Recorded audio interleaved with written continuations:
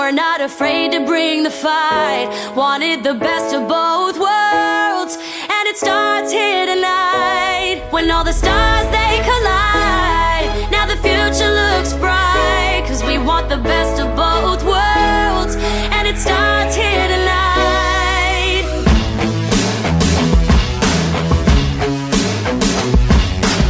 Always knew we'd be better when we're together, right? Like we could conquer the world, even just for a night. I still remember the time and place when the vision came. From that day on, we've been elevated, ain't been the same. It's like we took what we wanted and didn't ask for it. Let it go, no concern for the past or if we were taking our only shot. Now fast forward, look what we built, now we bigger, better, and that's cause we want the best of the best of the best. That feeling our heart beating out of our chest. Cause this is the life, every night we want it all. yeah, we want it all. We're not afraid of dreaming big. We're not afraid to bring the fight. Wanted the best of both worlds, and it starts here tonight. When all the stars they collide, now the future looks bright. Cause we want the best of both worlds, and it starts here tonight.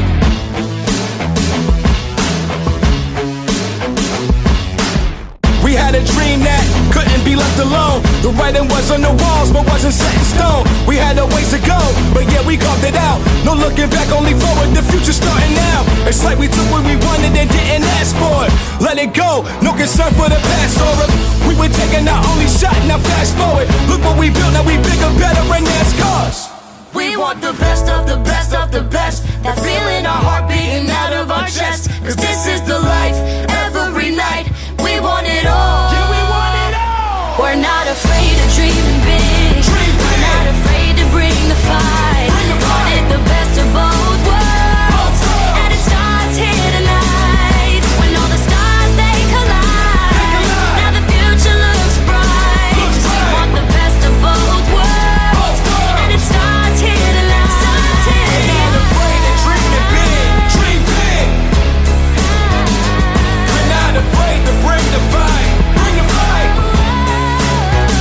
Cause we want the best of both worlds. Both worlds. And it starts here tonight. We're not afraid of dreaming big. We're not afraid to bring the fight. Wanted the best of both worlds, and it starts here tonight. When all the stars they collide, now the future looks bright. Cause we want the best of both worlds, and it starts here tonight.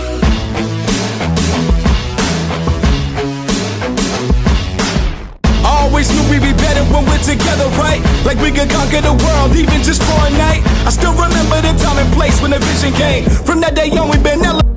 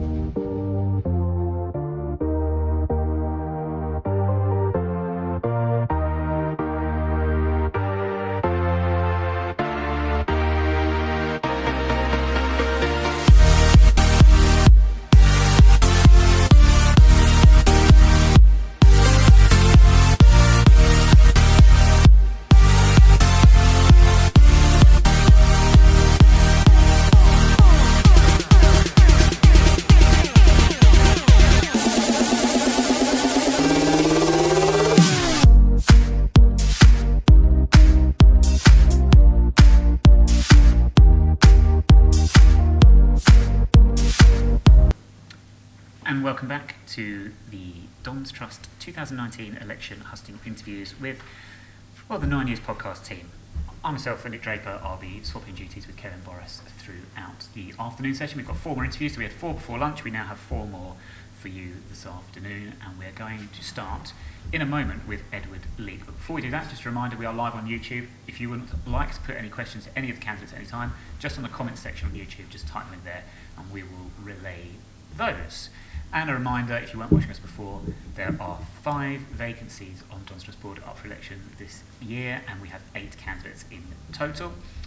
Voting will close on Saturday 23rd of November at 2:45 p.m. The result will be announced formally at the AGM, Don's Trust AGM, on Monday the 9th of November. You can vote for up to 5 candidates, but please do not vote for any more. Any more than 5 boxes ticked, and your vote will become invalid. So if you want to vote for just one, by all means do so. Don't exceed 5. And with that said, welcome, Edward. Thank you.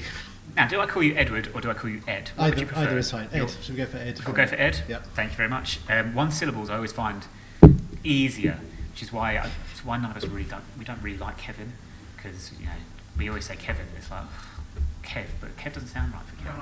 No, so a bit irritating. Never mind. Right, Edward. Right. Thank you very much for standing for the board this year, for the next terms. Appreciate your time, giving up your time to do it.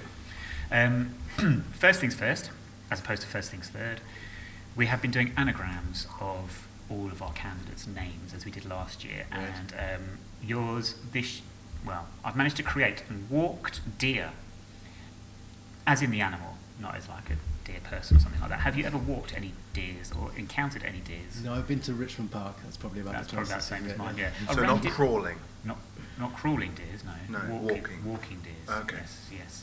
Are reindeers real? No. Well, they might be actually. See, I don't know. I'm not sure. You've met a reindeer? Yeah. Is it an actual Call reindeer? himself Bob. Do they have to have lights on to be real? I don't know. I don't know if they're actually things or if they're just... Anyway, Edward, what do you do day to day in your job? I'm a finance director for a small company. So I'm an accountant by profession. And I worked for a long time for KPMG, one of the big 4 accounting firms, and the last 5 years or so I've been working for smaller companies as a part-time finance director. Okay. Are they based sort of in various locations, or are they mainly sort of central London? Or? Mainly kind of southwest London and a bit further afield, so Staines, Farnborough, Imperial College, a little bit all over the place. Yeah, Staines, of course, as Kevin has just pointed out to me, photo on the wall of the famous victory at Staines back in 2008. Yes, right. So yes, getting our Staines mentioned in there. And speaking of all things football related, how long have you been a Wimbledon supporter? Forever really. I mean, since I was 7 or 8. I think my first game was at Plough Lane when I was being a friend's birthday party, and I followed the team since then, essentially. I spent a lot of time living in Brazil in my 20s and 30s, so I kind of followed it from a long distance then. But yeah. Whereabouts in Brazil did that? I was in Sao Paulo. Very nice, very nice. Of course, yellow and blue. Was that the reason you went for Brazil? Because of the colours? It wasn't actually. So it's yellow and green. It's not yellow and green, it's yellow and blue for Brazil. Yellow, blue and green. Yellow, blue and green, and some white as well. We'll go chiefly yellow and blue, because... Anyway, moving on. You still attend games? It's not called Bob. Yes, I'm a season ticket holder. So I used to be in the John Green stand. Yes. Stood occasionally in the Rygas, but now I've got a ticket here in the John Strank stand. In the main stand. Main stand, full strength stand. Yes, cool. Strength, okay. so thank you. And if you had been, or if you were a footballer, what position would you like to have played, and why? Goalie. Okay. Because I'm not very fast at running, but like to observe the game and see what's going on and think more strategically. Like to have everything played in front of you. Absolutely. Yes, that's what I'd have been like. Right. So, Edward, you are actually currently on the Don's Trust Board. Yeah, I've got that correct. Yeah, I was co-opted in, I think it was May. Okay. June, yeah, April. I've got late April here. I think that was maybe the meeting where it was formally ratified. Or, yeah. No, fair enough. So they put an advert actually in the match day programme. That's right. I think it was shortly after Eric retired, and after the last election, really looking for somebody to help out with the financial side of the stadium project. I thought that sounded really interesting. I spoke to, at the time, Mark, Colin and Jane. Okay. Just sorry to get this right. So Marc Davis, Colin Dipple, Jane Lonsdale? That's right. Okay, yeah. And and it's been a lot of work since May then. I can imagine. Yeah. So with this role, so I just wanted to clarify this because I'm not sure about this at all, and I shouldn't admit to this. I've not done my research, so I'm going to ask you to help me out here. Okay. So you were co-opted in April. Would this role not continue? Would your co-option not continue after November then? And is that why you're seeking to be elected on?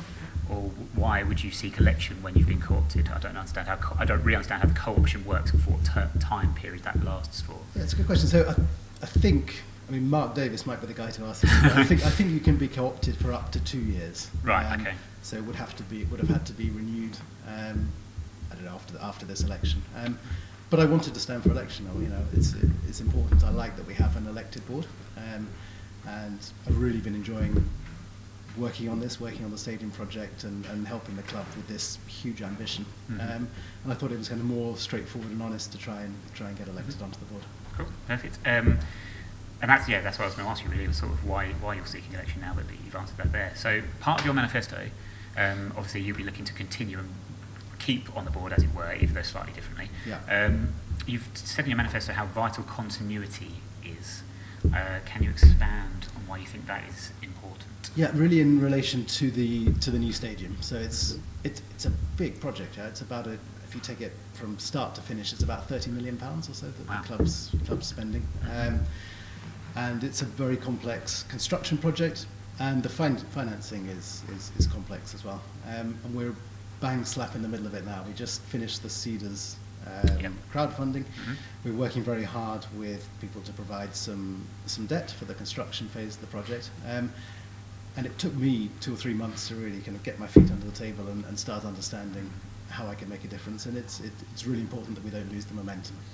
Cool. Great. I should say at this point, I'm very apologetic to the viewers that I am drinking a cup of tea to do this, but our lunch was delayed, so I'm just having it now. So I do apologise. Hope I'm not being rude. Also in your manifesto, you focus heavily on the fact, obviously you've already mentioned your financial background and what you come onto the board for those reasons, and you've stressed the importance of it in regards to the stadium issues. Do you think, as that's quite a target, you were sought out as part of the advert programme, like you say, for a specific reason, a specific role, for specific skills, do you think that's a model that the Trust should look to in future, when perhaps looking at future elections, identifying actual roles within the board for individuals to fill, as opposed to the more generic role like we have now, where we've got five vacancies for however many candidates? Yeah, I'm not quite sure how that would work with elections. I think once the board is elected, then people end up working on the bits that they have the skills to help with and they're interested in helping with. So Jane on volunteering and diversity. But you do need to have open elections. It should be as open as possible so that members feel that they can be elected if they want to be. The reason I think that we have this possibility of co-opting people is in case you don't get all the skills that you need out of the election. So I wouldn't necessarily change that thing. No. And as we say, your role's been based mainly financially, mainly with the stadium in mind. You've worked heavily on the stadium, I imagine. Once the stadium has been delivered, do you think that Dons Trust board members should have sort of operational roles within running the club? By that I mean you've obviously taken on what I'd consider an operational role, being co-opted in getting something, working towards a goal, working towards a project, day to day, managing that situation, as opposed to what people might necessarily think the Dons Trust board is there to do, which is more of a sort of strategic, overarching role, governance role almost.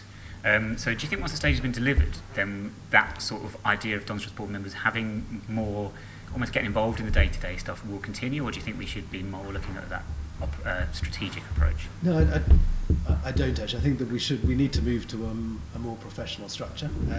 Partly it's been just because of where the club has come from. We were incredibly lucky to have Eric for working for free for 12 years and doing just about everything.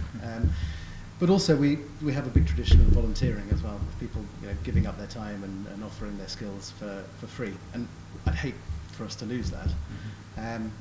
But at the same time, the Dons Trust its primary role is as owner of the club and as the major shareholder in the club.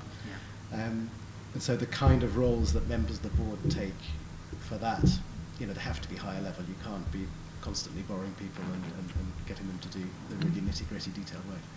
The other thing is when we're operating a much bigger, more complicated stadium, we need people who know how to do that. I mean, it wouldn't necessarily be me or some of the other board members.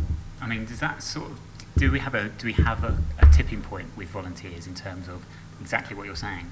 We're at a level now, high level in the football pyramid. The size of this club is going to expand once we get the new stadium and finances involved, the amount of people involved. Do you think that volunteering role is going to naturally decrease? Well, the trick is to keep it, because it's one of the things that makes us different. One of the things that makes us Wimbledon is the huge numbers of volunteers and the amount of time they give and the community spirit that brings to the club. And I would hate for us to lose that, however big the club got. At the same time, we're probably already finding that League One it's getting quite serious. Yeah? The size of the club in terms of the amount of money that comes through it and the number of people that come through the gates every home game. It's big and it needs some professional management to go with it. And with our volunteers as well, what I've noticed, we've got a little issue here, and this goes to Don's Trust membership as well. So you've talked about keeping that community spirit and getting everyone involved and what have you. We have, and I think it's fair to say, and I don't think I'm offending anyone when I say this, we have an ageing fan base and an ageing volunteer base. How do you think we can reach out to that younger demographic that currently, to the naked eye, is not there in terms of getting involved in voluntary matters, involved in Don's Trust matters, in terms of Don's Trust meetings and votes and what have you? If you've got an idea of how we can increase participation there? I would start actually with, I think the new stadium is important in that. At the moment, if you want to bring kids or young people who want to come to the game, it's quite hard to get a ticket. And if you do get a ticket, it's probably on the Rygas, which is not a great view of the game. So we're kind of limited in what we can do, for example, for local schools and attracting kids and younger people from the local community, because we just don't have the space and the tickets to do that. So I think the stadium will help with that. And it has to start really with the footballing side of things. I think getting people really excited about the club as a football club. Yeah. And then having said, in terms of the Don's Trust, it's interesting. We've got about 3,000 members, and they do come in all shapes and sizes and all ages as well. Yeah. I think as we go through this stadium move, I hope people see how exciting that is and how important it is that there's really a big opportunity to have input into that as a member of the Don's Trust. And so I spent a long time not being a member of the Don's Trust until 2 or 3 years ago probably. But I was still a season ticket holder and still a fan and still followed everything to do with the club. Yeah. But once you do get involved and once you learn about what the trust does and what the role of it is and how important it is to making the club what it is, it is an exciting thing to be involved in as well. So part of it, I think, is communication as well. Well, that's what I was going to ask you. You see, you would say you a lapsed member, if we say, and then 2 and 3 years ago you rejoined. Yeah. What was the spur for you to get back involved and renew your membership? It was actually to vote for a friend who was standing for election. Okay, okay, fair enough. But when I rejoined, I was a founder member, so I think when I was leaving Brazil, I was keen to be involved, and I signed up at first, and then that lapsed after a while. Communication you've referenced there as well. Do we have an issue with communication with the trust? Do we have an issue with communication in the club from your perspective?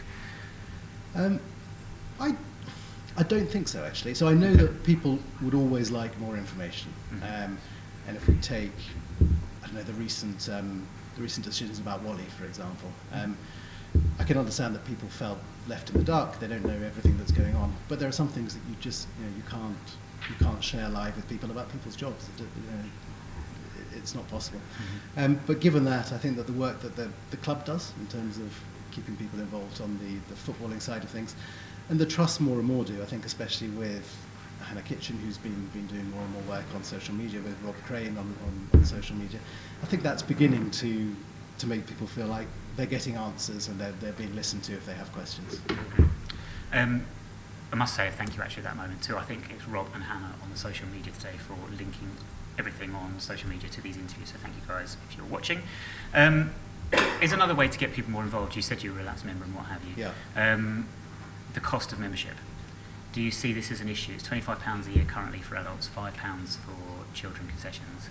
Do you think there's room for manoeuvre there, or are you happy as it stands? So I think it's a tenner for kids, I think. Okay. So my daughter's a member. I think that for kids it's an absolute bargain. You get a gift when you join, and you get to go to the Christmas party, and as well as you get 2 or 3 cards during the year and letters.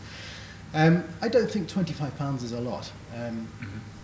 There's quite a lot of expense just to having the Don's Trust, so letters that have to go out and that kind of really basic stuff. We need to cover those costs. I'm paying £25 to have a say in the future of your club. That strikes me as a good deal. Is that an area you think the communication is possibly lacking in terms of that is, like, I agree with you, voting rights for your £25 and having a say in things like that, it's not reflected in the numbers when you compare the numbers of members to the numbers that are voting and the numbers that are attending meetings and what have you. So what do you think the disconnect is there between those two sets of figures?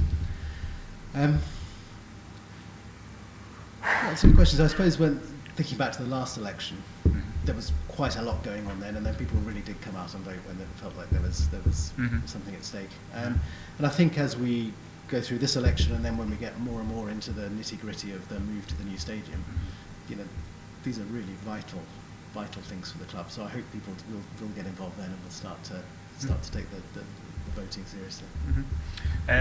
Last question from me. The role. We talked about the volunteer fan base and what have you, and things like that around the club. And you've also mentioned how the club is growing into a high level now, big numbers involved in money and finance and stadium and everything like that. The role of a Dons Trust board member seems very full on, and there's a lot of time pressure on everyone involved, and you'll have experienced this over the last few months. Yeah. Do you think that perhaps we should be looking to move toward a more almost employed method in terms of your local MP, for example, as opposed to what is currently a volunteer role for everyone on the board? No, I don't think the Dons Trust board should be remunerated for it.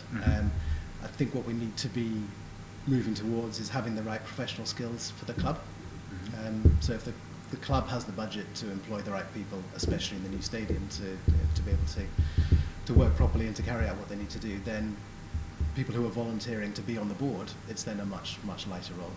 At the moment, there's quite a number of board members that are filling in vital roles in the club as a whole, just because that's what we need to do to get things done at the moment. Mark, you're waving furious at Yeah, sorry, can I jump in with a question on that? Would you then consider, are you leaning towards that the Dons Trust board should become then a supervisory board kind of thing, or are you saying that it should maintain what we are doing now? So I think there's two roles. One is the supervisory type board that you talk about, and I think if you jump back 2 years plus, that was what it was in a sense. I think when you had Eric doing an awful lot of work with a small team in the club, it was really that. But the other thing which we can't forget about is that it's the means to volunteer as well. It's how people can get involved in a meaningful way with the club and volunteer their time. And there's all sorts of volunteering opportunities that exist. So I think having the Dons Trust as the centre of that, and as the conscience and the culture and the ethical heart of the club, I think that's really important as well. Yeah. Thank you. Happy days. Right, a few other questions from members. So these were sent in to us in advance of this interview. And Jeff Seal asks if you are in favour of term limits for service on the Dons Trust board. I think I am, actually. Okay. I think I am. I'm thinking about myself. You put in quite a lot, and there comes a point where you need some time to make a difference, to learn what's going on and really make a difference. But I don't think that anybody should be able to stick around forever. I think some turnover and some sense of urgency, that if you've got something to do and something to contribute, get on with it, because in whatever it is, 2, 3, 4, 5, 6 years, it'll be somebody else's turn. I think that's really valuable. Hazel Potter, she wanted to know if you are on social media yourself personally, and what, if you are, you use it for. Not really. So I use WhatsApp a lot. Okay, yeah. And email, and hopefully my email's at the bottom of my manifesto, so if anyone wants to ask direct questions there, they're more than welcome to do that. Okay. In terms of social media, the Dons Trust, how well do you think the Dons Trust are currently using social media? I think much better than previously. First of all, the club, I think, does quite a decent job about working through social media, and I saw that quite close up with the work they were doing in the background on the Cedars campaign and the crowdfunding campaign. The Dons Trust, remember that based on volunteers, does seem to cover a lot of ground on social media. I mean, as far as I understand, they're quite present on Facebook and on Twitter, and kind of directing people towards the club. Peter Bowles, he asks, what, if any, changes to the Constitution would you like to see, and why? So nothing immediately. Rule 55. No, I think There is no rule 55. There is no Rule 55. so. I mean, over time, the idea of restricted actions, Okay. I think, we're going to have to look at again. Okay. Do you think the bar's set too high on that one, or not high enough? It is. I think we need to really be very clear on exactly what it is that we're trying to protect. Right. Okay. So thinking especially about when we move back to Plough Lane, where the club plays, the ownership of the ground, these kind of things are absolutely fundamental. But some of the other things that are included in restricted actions, I think we could relax a bit about as the club becomes bigger and the business becomes bigger, they're not so necessary. What sort of things would you think are not so much? I think some of the limits on the ownership, on the share ownership, Right. that's very, very, very high, and it's made it quite hard to work through all the plans for the new stadium. So I'd be quite relaxed personally about relaxing those things. As long as we make sure we really safeguard what's fundamental for everybody, which is having a good professional football team playing at Plough Lane and not having any risk of losing the stadium. Perfect. Thank you very much. Right, that's me done for the time being. I'm going to pass over to our glamorous assistant. No, they've gone. It's George. Sorry. George, do we have any live questions from viewers on YouTube? Yeah, we've got a few coming in. The first question is, what is the main issue currently facing the club, and how do we overcome this issue? Right, well, I suppose, yeah, I mean, if you ask an accountant a question about big issues, it's always about money, isn't it? But we have probably one of the lower playing budgets in League One. It's a struggle to survive because of that. And I mean, the only way I see that we can kind of become a more stable League One club and even possibly challenge more in the future is to grow the club. It's a moving stadium, it's encouraging more and more fans, and working on a really long-term plan to make the club bigger. Okay, and then a final question from online. It's, what do you think is the best way for a Dons Trust board member to get things done at board level? Gosh, that's a good question. So the board meetings, they're monthly.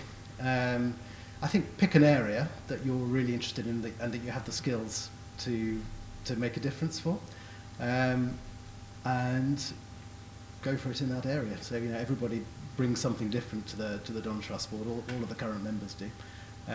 Choose what it is and try and get as much as you can done in 2 years. Great, thank you very much. One last little thing to do then, Yes, of course. which is our final round of questions, which we call our 89 seconds yes or no sort of game. 89 seconds because we were formed in 1889. We were indeed, 2nd of November, in fact, so just yesterday.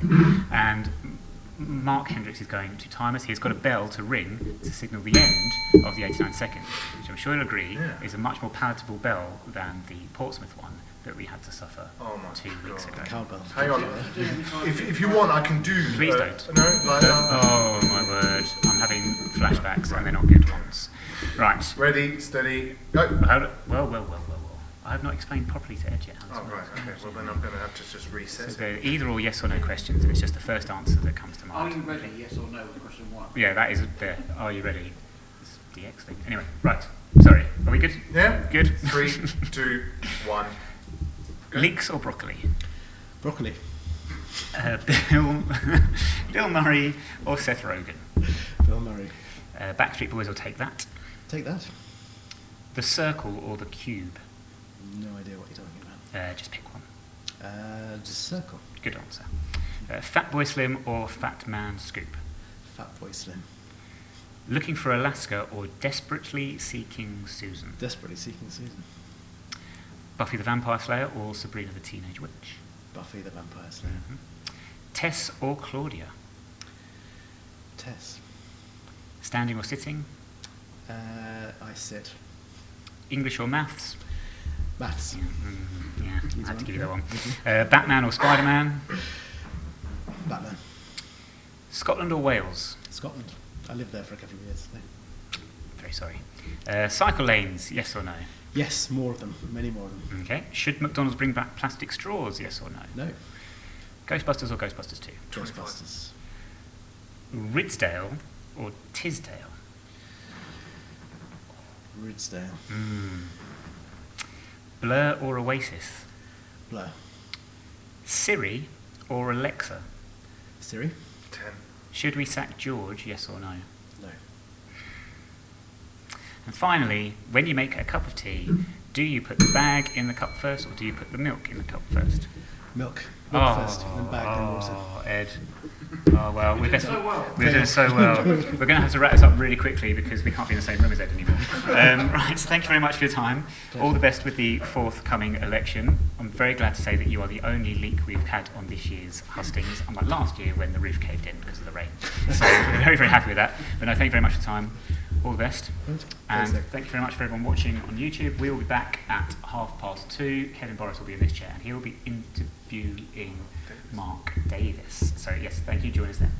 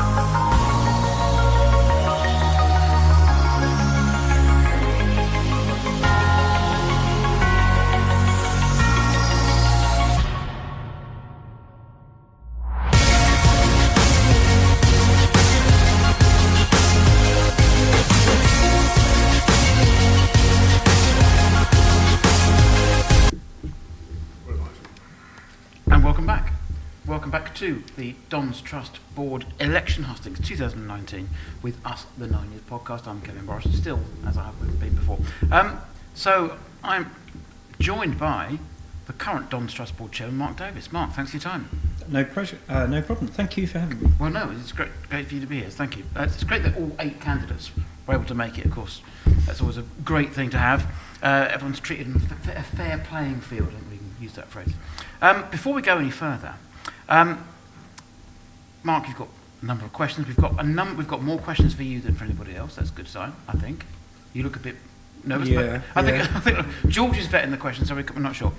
But one thing we do, we try and make people put them at their ease. Largely Nick, has come up with anagrams of everybody's name, of all the candidates' names. And they've been quite funny so far. There's one very good one at the end.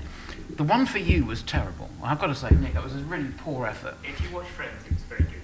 If you watch Friends, it's very good. Yeah, I got that, but it wasn't very good. However, the one I've got for you is much better, and also contains a musical clip. Okay. So an anagram of Marc Davis, a very easy one.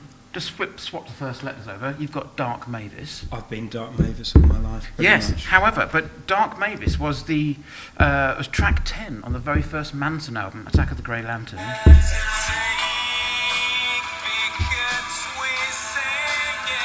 Great song. So you've got your own song. Nobody else has their own song. So I never knew it was a song. I've known that name for a long time. Yes, it's an easy one to do. Of course, that poor guy from Chester who couldn't pronounce Boris Johnson's name on BBC, he called him Joris Bonson. It was fantastic. Anyway, so you are Marc Davis. During the course of the day, you are, of course, Marc Davis. But what do you do as a job? What's your occupation? I'm a civil servant. I work in housing. In housing, okay. And how long have you been a Dons supporter? Since I moved to the borough in the 1990s, I went to my first game in 1997, which was the FA Cup game between us and Man United, which was a pretty gripping game to go to. The 1-0 Marcus Gale header one. Yeah. That was your first game? That was my first game. And the thing that was equally memorable about that game was a disallowed Peter Schmeichel header, which I love it when goalkeepers go up for a corner. So for him to score but it not count was pretty cool too. That was one of the hilarious moments. My first game was 3-1 home against Bournemouth, 1978. Completely uneventful game, but that's your first game. It was a cracking one. So, where do you watch games from? The Kenflo. Okay. Have you been there from the beginning? Is that the only place you've been? No, I used to sit in the main stand, and then my son got to an age where I didn't need to sit anymore, and I went and stood with some mates. Excellent. Nice. So here's a good question. I like this question. If you were a footballer, what position would you play, and why? Maybe you have been a footballer, but if you were a footballer now, what position would you play, and why?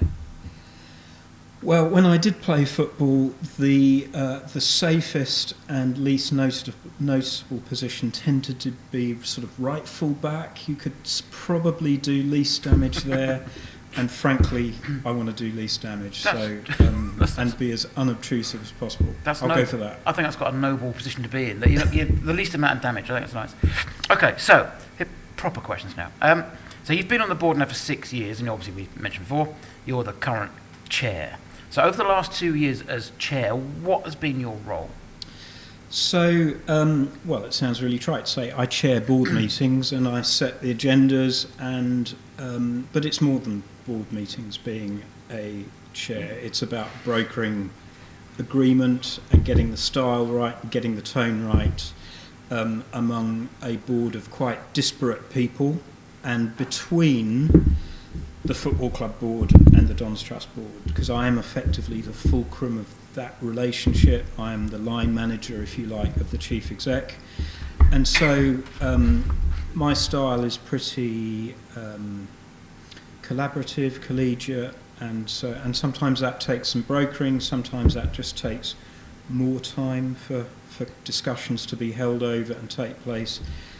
So that's been my main role, but my other main role over the last year has been chairing the stadium project. In effect, we have a committee on it, and I've been chairing that since beginning of March, I think, and that's been a pretty full-on commitment too. Sure. So do you think, are you able to bring in your work skills into your role? And do you think that's an important thing? Because all the members of the board have different work lives and different work responsibilities. They can bring their own skills into the board. Is that important for that mix to happen? I think it's essential. I mean, so I have brought in my work skills. And I've taken skills the other direction as well. So being Dons Trust chair has helped me learn to chair meetings back at work as well. I have a finance background originally. I've got a policy background. Actually, knowing something about housing and development and planning has been quite helpful from time to time on the stadium. But we have other people with very relevant skills. So we've co-opted somebody, as you know, who has finance skills. We couldn't have done without those this year. We have somebody who works for a building society who has lots of sort of general management and HR type skills. So those skills that we bring are very much needed. Good point you make, though. It's a thing that you don't think about, but you've taken the fact you've taken the Don's Trust Board skills back into your work life, and that's probably helping. I'm sure everyone does that, but it's not something I may even think about. It's a good point. So I try and make that point about all our volunteers, actually, because I think you do gain skills that you can use back in your job when you volunteer for the Trust, and I think people should be completely unashamed about doing that. Yep, no, I agree entirely. So we mentioned about, since March, you've been part of what you called, I think, a reinvigorated stadium committee. What do you mean by reinvigorated? There's another comment, I'm not going to read this bit out, but what do you mean by reinvigorated in that sense? And can you explain how the group actually works and what has changed since then? So we did have a stadium committee last year, which a couple of the board members were on.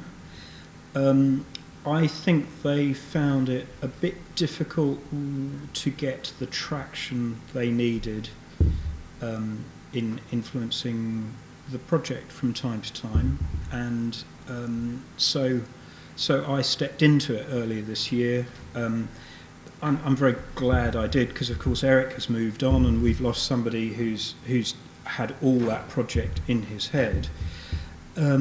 So what I did was I said, right, we're going to meet on Monday morning, every Monday. We're going to go through the same old agenda, and it may be really boring and people may not want to go through that same topic every single week, but actually the picture subtly changes from week to week, and unless you do that, then before you know it, the pictures change and not everyone knows. So it's pretty much a full morning meeting every week. I have a readout for my board colleagues the same day. It's a way of holding our project manager to account. So we have an external project manager, and the committee brings together a few trust board members. It brings together some of the football club board members and our project manager. Okay, thank you. So you say that being in these stadium meetings on a Monday can feel a bit like Groundhog Day, but can you explain why everything is so similar? Oh, so because we do go through a set agenda, and some of the issues we deal with, the answer is the same or very similar from week to week, but at the same time it's a complex project, so it all sort of interlocks and every little bit affects the other bit, so you have to do that. But so it does feel a bit like Groundhog Day, but actually he made a lot of progress, and Groundhog Day itself got to know the ropes by doing the same thing every day, and we kind of doing the same. Good point. So you say that being in a stadium meetings on a Monday can feel like Groundhog Day. That's a joke. We'll move on from that. Hopefully someone's got that. That was Nick's joke. I quite like it. I just got it. It's fine. If you'd given the same answer, that would have been fantastic. I should have pursued that, actually. So obviously the stadium is obviously the priority for the club at the moment. So how important is continuity of input from you at this stage? Is your input as a volunteer that doesn't make any sense, Nick? I don't think. So does your volunteering sort of go past the point of opening the stadium?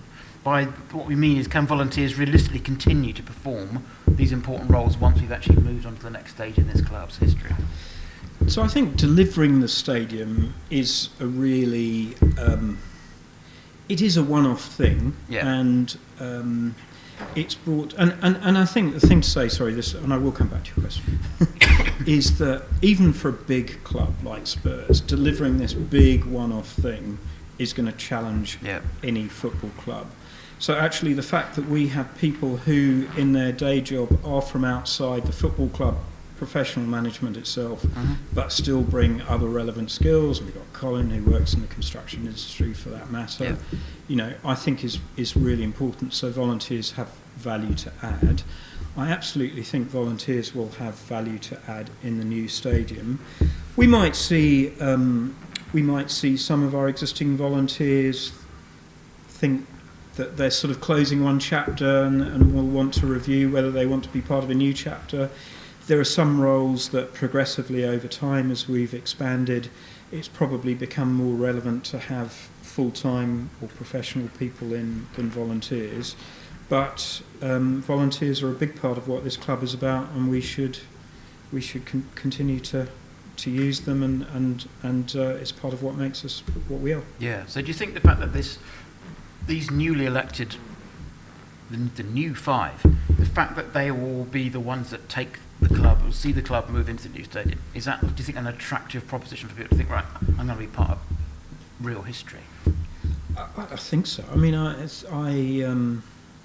yeah, it's a great time. You know, that first game, we're in the new stadium, we're all sitting there.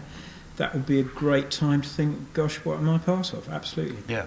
And let's hope it's not against Morecambe. With all respect to Morecambe, we don't want Morecambe. We want staying in League One being very important, because I'm just musing on that. I always think it's going to be against Morecambe. That's my kind of fear. But again, no disrespect. I've got another club I fear it being against, but anyway. Yeah, we won't go there. So you recognise that change must be made within our new generation, if you like, and to see them understand the relevance of the trust model. This has been like a recurring theme for a long time. So how do we connect, or how do you connect even, with the newer and the younger fan?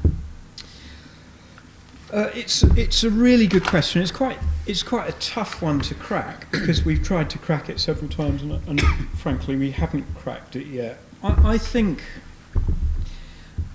that at the moment, as a board, our hands are really full delivering this transition to a new stadium, and it really cannot underestimate the amount of our attention it gets.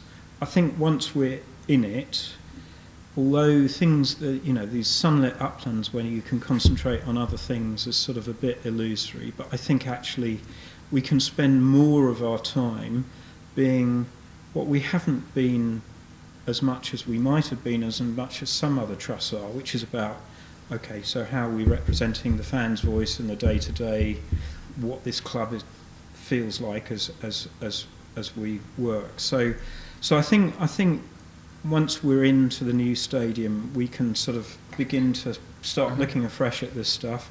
I'm sure comms is a big part of it, and social media and all that. I don't pretend to be a great social media guru, but we have people on the trust board who are, and I think have done some good things on comms over the last year. Some of the new lot, and we have more to do. Sure. Okay. So I kind of used the word only in the question earlier on. I didn't mean to. But should we change the cost of Don's Trust membership? It's currently £25 a year. I used the word only. That's kind of disrespectful. But do you think it's the right figure? If it was more, would people expect more? If it was less, would it feel like it's too cheap? So it's gone down. I think we worked out in real terms it's gone down about 40% since we started, but then we started in some really weird situations. So my personal hunch is it's about right, but with two exceptions. First of all, and this will sound like a gripe, but the extra cost of servicing people who receive correspondence by paper is actually very large, and I'd like to see a pricing structure where if you want to get paper copies of all this stuff, then you pay extra for it. And you know, you could even rebalance that between the 25 and make it a bit cheaper for some and more expensive for others. But I think it is a lot of money. I think the second thing is there is we could look at the pricing at the sort of 16 plus a bit further, because I think that's quite a jump when you've been paying £5 or £10 a year or whatever it is for Junior Dons membership. Yeah. But broadly, I think it's in the right territory. Okay, thank you. Right, so we're going to come on now to the can we use the word preordained? The questions that were sent in before today. Certainly not biblical. Not preordained in that sense. So Mark Jones sent a question. This is kind of relevant due to, it's kind of a strange link, but obviously with the issues that Granit Xhaka Arsenal had last week, and people saying, look, how was he chosen as captain? The players chose him as the captain, and a strange thing to do. But in terms of the Don's Trust board, just gets a question from Mark Jones. The Don's Trust board choose the chairman. Is it time for that choice to be made by the members rather than the board? Of the trust, sorry. So personally, the members see me 3 or 4 times a year at SGMs and AGMs. The board see me, or sorry, whoever the chair is, 12 to 15 times a year, plus that constant interaction. And I think that what matters is how do you chair this thing, and I don't think that's ever going to be particularly transparent to the membership as to whose chairing style works and whose doesn't, and I think it's right that the board should make that choice. Okay, thank you. Question from Jeff Seal. Do you favour term limits for service on the Don's Trust board? Yeah, I think I'm not against those, and I think I've even seen what Jeff's preferred limit is. It's something like 5 years, I think, although maybe that's unfair to quote him when he's not here to say I'm wrong. I think you do get stale eventually, and everyone who restands needs to check, why am I restanding? Do I have the energy for another 2 years? But I wouldn't be against it. Okay, thank you. And finally, a question from Peter Bowles. What, if any, changes to the Constitution would you like to see, and why? Oh, God. I mean, lots, and there is a constitutional working group working some of these things through. It's never completely failed us, it has to be said. I think the thing for me that no longer works is, and that frankly we haven't particularly honoured, is this idea that the majority of all the subsidiary boards, directors, should be Don's Trust board members. I think that just doesn't work in a professional football club.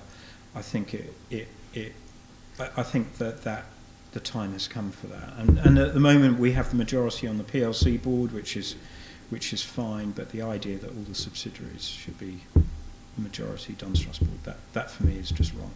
So that would have worked when we're in the Ryman League, for example, but not now. Yeah, well, I mean, even then, I'm not sure it hasn't been true for many years. And if it were true, if it were that way, I know exactly what would happen, which is that the football club board would meet less often, and a sort of executive team would meet more often, and it wouldn't achieve anything. But for me, that's the thing that's wrong.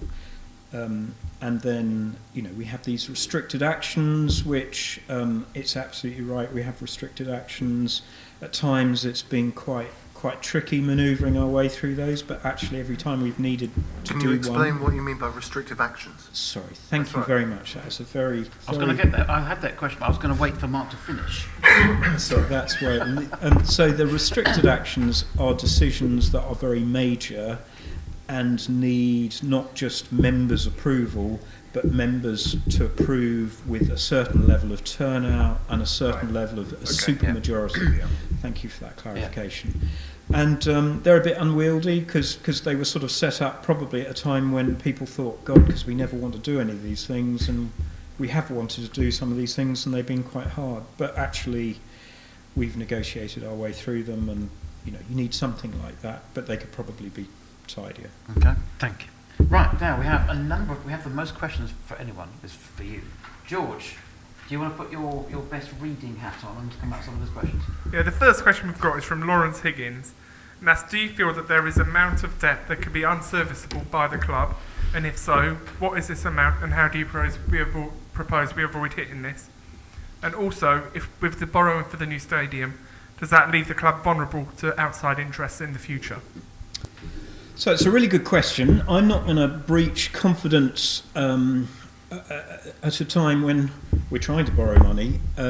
Clearly there is a cap on how much we can borrow, and servicing debt there's no question, it will affect how much we can spend on the playing budget, and if we don't meet our debt service repayments or meet our other covenants, it makes you vulnerable. So there is an amount that beyond which we can sleep comfortably at night.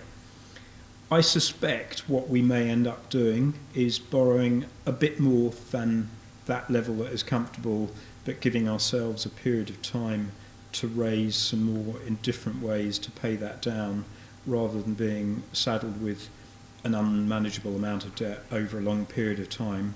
But it's a key question, and it's something we're having to wrestle with.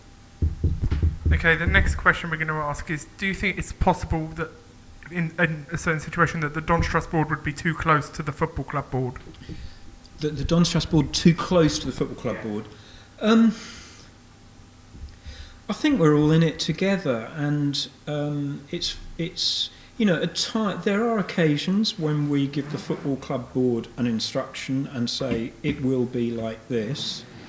I think for me, and this is part of my personal style as chair, you don't want those situations to be very frequent, partly because they're professionals, we're not, and you know, we now have our first chief executive who hasn't spent all his professional or all his football career with this club, but has been at a variety of football clubs, and you have to allow them to use their initiative and make their proposals, and generally go with what they recommend, because if you don't, then you won't retain them. But there are times when you have to say, okay, I can see that point of view, but actually it's going to be like this, and that happens occasionally. We tend not to shout about it from the rooftops, but it happens from time to time. Okay, and a final online question is... Who's it from, by the way? This question is from... sorry, I cannot pronounce this name. Go on, Mark. Oh, good. Let me see what the name is first. Stephen Smith. Anak T. The question is... Luke Tisdale. Yeah. What do you think is the best way for a Don's Trust board member to get things done? Ooh. So I think one of the things is that recognise. So whether this is an answer to the question or not. I think we as a board sometimes try to do too much, and every beginning of every year we figure out what are our priorities for the year, and we always bite off too much. I think the other way to get things done is recognise that we can't do it all ourselves, and that we should be ready to use working groups and the like of volunteers. That's actually more work than it sounds like, but it can be very effective. So if something's substantial task, then you're going to need to involve others. You're going to need to keep them involved on an ongoing basis.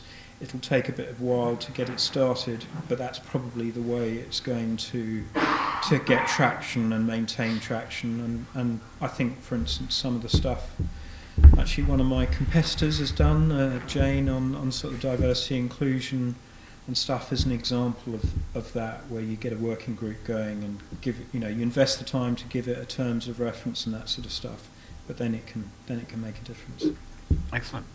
Okay, so now we come on to the fun part. Not saying that wasn't fun for you, but it's the 89 seconds round.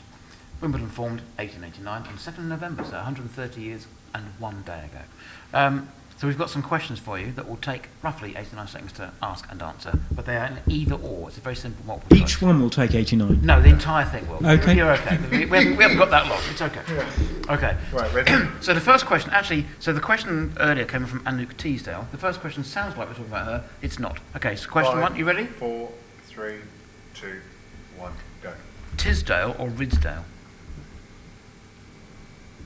I don't even know who Ridsdale is, but he was chairman of Leeds. Oh, Ridsdale. Okay. Summer or winter? Summer. VAR, yes or no? No. Priscilla, Queen of the Desert or Wicked? Priscilla, Queen of the Desert. Richard or Judy? It's a tough one, isn't it? Yeah, I don't know. Okay, that's fine. Beef burger or beetroot burger? Ooh, quite like beetroot burger. That sounds good. Lennon or McCartney? McCartney. Scones, jam first or cream first? Jam first. Death or glory? 45. Glory. Long or Ramsdale? Ramsdale. Pink or Share? That's a tough one as well, isn't it? Share. Yeah, it's a tough one. That's more difficult. Standing or sitting? Standing. Sitting. English or maths? English. Scotland or Wales? Wales. And finally, when you're making tea, Mark, are you bag first? Or are you milk first? Bear in mind there's a wrong answer. The correct answer is bag first. Correct. He's entirely correct. Marc Davis, current chairman of the Dons Trust Board. Thank you very much indeed for your time. Oh, I thought I had that time perfectly for Mark's bell. No, it didn't, no. How long have we got left? It was now. Wasn't bad. Mark, excellent. Okay, great. Thank you very much. I want to point out before we go any further, we did have a question earlier on from Gary Fletcher. And Gary asked, Kevin, where's your beard gone? Now, interestingly enough, Gary has his own company, Season Master. They do double glazing. Gary's coming to my house in 3 weeks' time to fit new windows to my house. I have actually shaved my beard into a bin, and I haven't emptied it. So if Gary does want the beard, it is possible to have it in a bag. So Gary, if you want to message George or back to our YouTube page again, that you can have my beard. It's a very hairy conversation, this. It's a very strange conversation, but it's not my fault. I'm just responding to the questions. Right. Mark, who's up? Thank you very much indeed. Okay, thank Next you. up we have Nick will be back in 3 minutes' time with Anne Williams.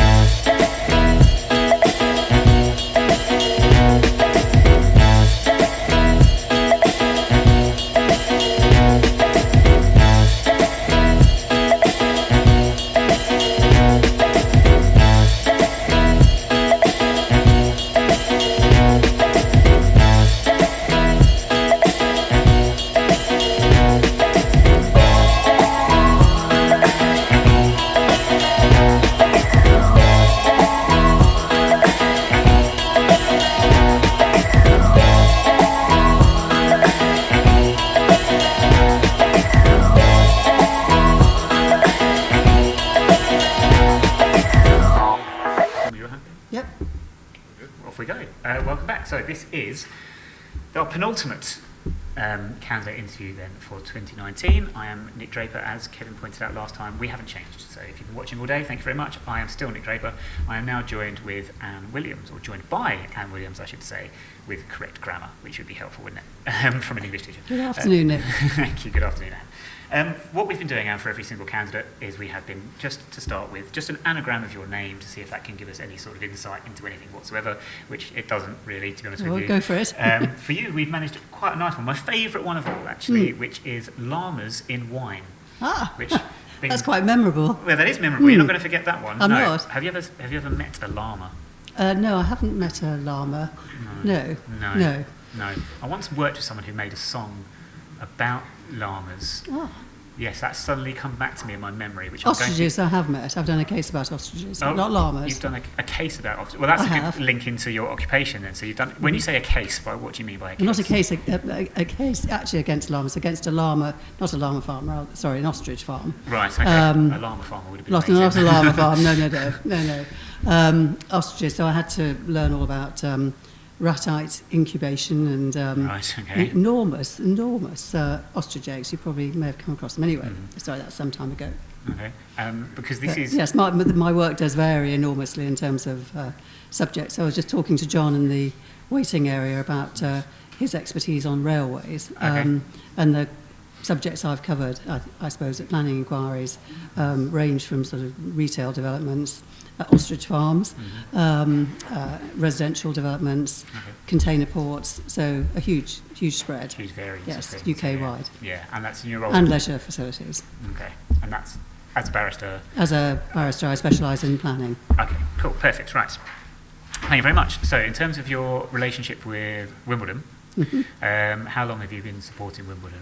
Or been a fan of Wimbledon? I've been a fan, I suppose. Well, I've been a member of the trust with my nephew. I think it's probably about 10, 12 years, some time. Okay. Yeah. Do you? I've not been as often as I'd like, but I am a great enthusiast. So when you do come down to games at Kings Meadow, whereabouts do you tend to watch from? Do you watch from? Well, I came the other day I was in the main stand actually, so I don't have a particular place that I'd come, but I came actually on Tuesday, and I was in the main stand. Okay. But I don't have a very specific preference. No problems, no worries. If you were a footballer, would you have a preference in terms of which position you would play, and why would you choose that position? Oh dear. Well, I'm not a footballer. I've never played football. I've variously been an ice skater, a tennis player, but not a footballer. So I've only been a spectator. Not sure I'm in the best position to say which. Maybe goalie. Okay. Yeah, safe pair of hands. You see. Yes, maybe. That's the way to go for. I was going to ask a question now about something. It's a good question. I've never been asked that before. I was going to ask you about... Never mind. I'll get back to it. When it comes back to me, we'll go into the realms of ice hockey, whatever else. Anyway, so with that said, what has led you then to seek election to the Dons Trust Board? Well, it's something I've thought about for a while, and for a variety of reasons, partly family commitments, I haven't really had the opportunity to spend, I think, the time necessary. So I've always had a great interest and enthusiasm for the club, been a member for a very long time, came with my nephew in the early days, and I used to take him to the football training camps, which were really great, actually.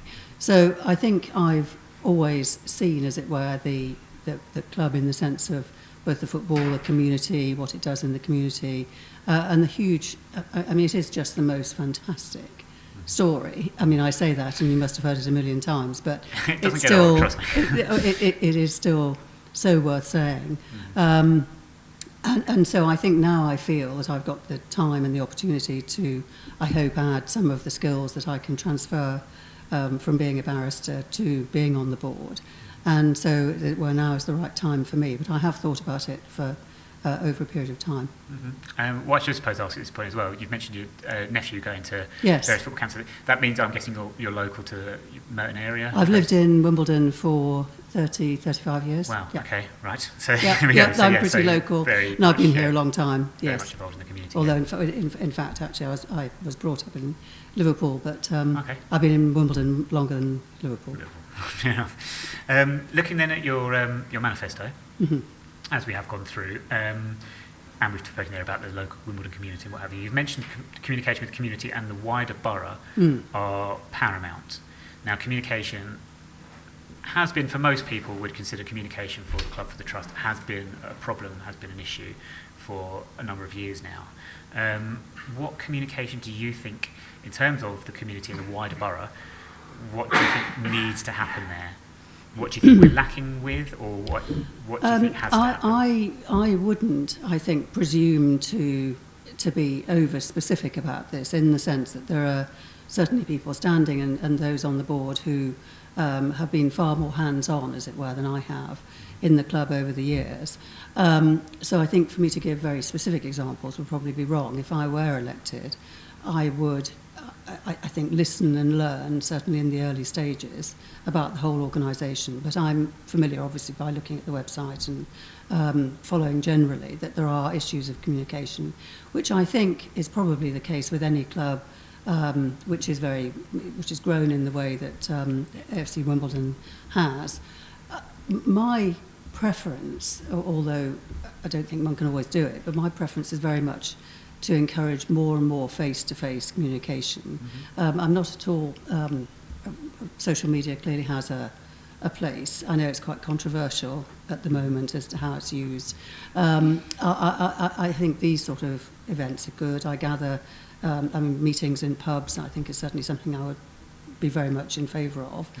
More, so far as feasible. I'm a member of Wimbledon Village Club, for example. I don't know whether that would also be another venue that could, for meeting. So I think all methods of communication, but I think increasing face-to-face communication perhaps would be at the forefront of what I would want to promote. Okay. It's an interesting one. We have obviously our meetings down here at the stage and stuff like that. Do you think that because the lack of numbers that do attend those sort of events, and you mentioned they're using places within Wimbledon and things like that, I mean, how regularly do you think something like that could or should happen?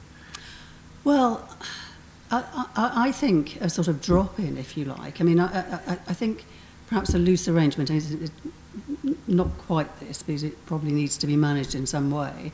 But I've got some local friends, and we meet every Friday at Wimbledon Village Club, for example. And we can either drop in or not drop in, as it were.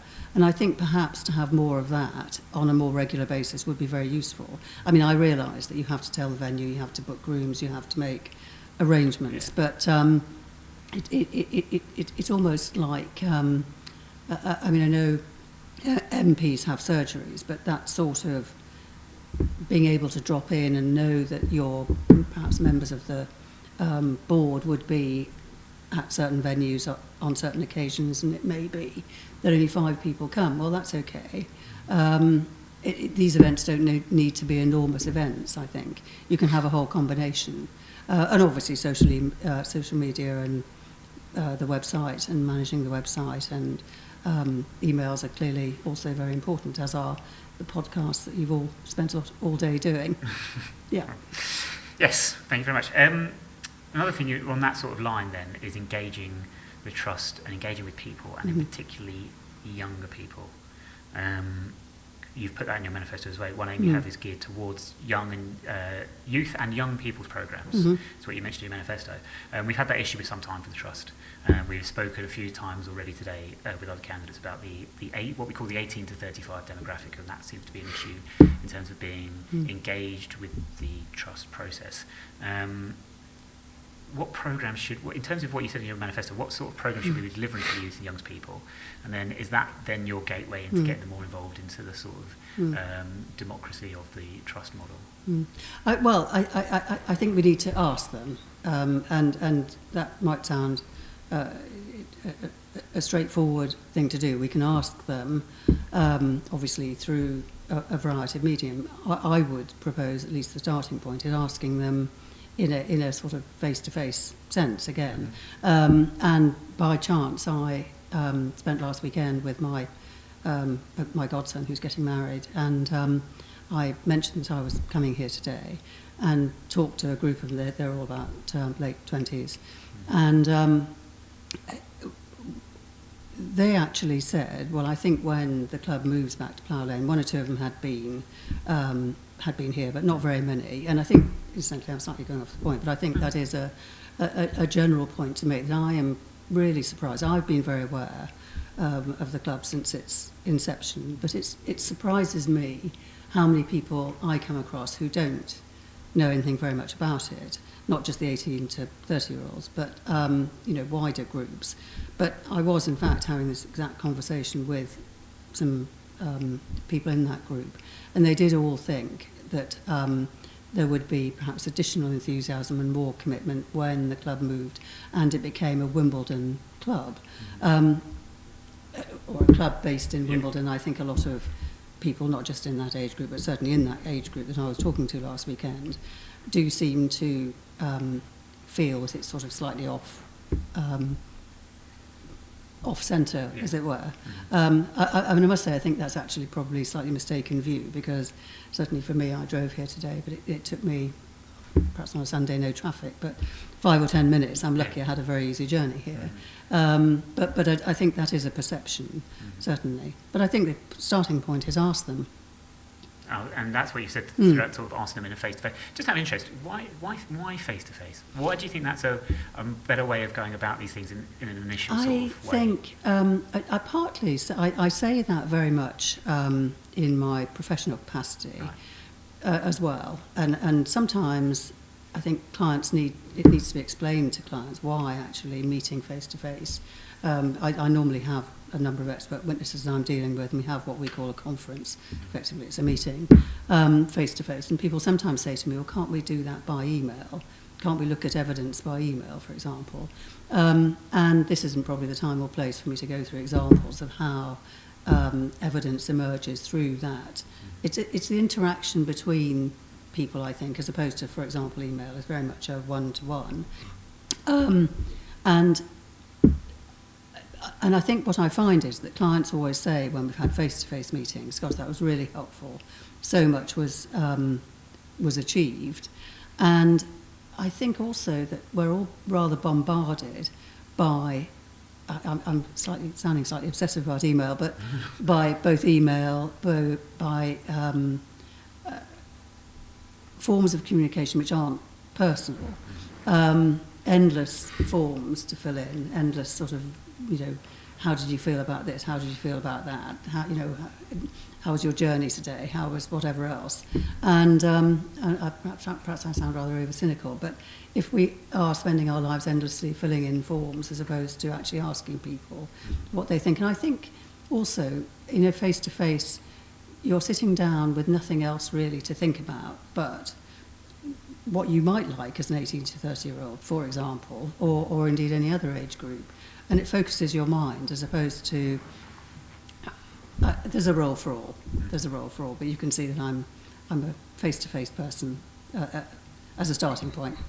No, absolutely, and it's been one of my bugbears of late. Is I think also when we factor in social media into these things, it's sort of overbearing sort of things it's having on our life. But anyway, that's another conversation I think for another day. Yes. Rate your experience 1 to 5. Yes, at the end of every single app. Yes, may do that for the pizza delivery company. Anyway, that's again another by-the-by. So we talked about Wimbledon coming back to Plough Lane, being back in the community where it should be, and what have you, and the message of the club getting out to people perhaps in the borough because of that relocating.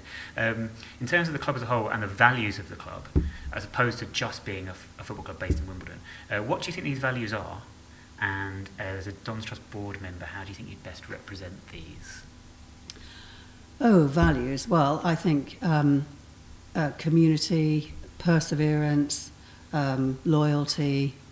I haven't thought out an answer to this question. I'm saying what the first thoughts that come into my head, and I know there is bound to be endless discussion about whether or not one can keep those core values which were so important, which created the club in the first place, when the club gets bigger and when it does move. And I'm a great believer in thinking that you can have those, you can keep those core values. Perhaps one has to fight even harder to keep them, but it's really important to keep them, and that is the whole ethos of the club. But it can grow and develop and maintain them, I'm quite sure, and I see that in my own work There's a barrister in my chambers, and there are chambers, as it were, that have lost that kind of family ethos, which is what we say we are as a community in terms of barristers. And I think you can bring in the new, you can bring in, sometimes you can bring in professional help without it, as it were, being overtaken by professionals. And it's a fine line, but it's certainly quite doable in my view. Right, moving on. Dons Trust Board then.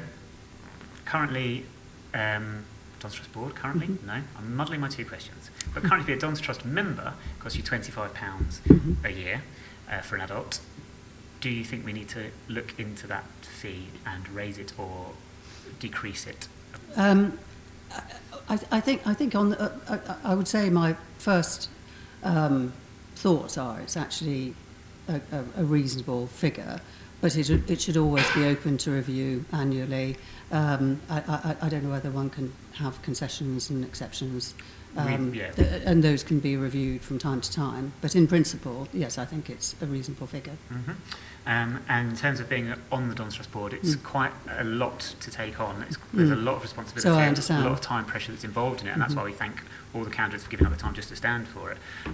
Do you foresee a time where that might no longer be a voluntary role, and we have to factor in the idea that certain roles might need financing to actually make them more viable? Probably, yes, probably. Okay. But maybe one could approach those to be financed perhaps in a part-time way, so that you keep that element, as it were, of sort of volunteering, but with some sort of professional capacity. What I think you don't want to do, clearly, is for the board to be overtaken by, as it were, paid professionals, however good they are. Right.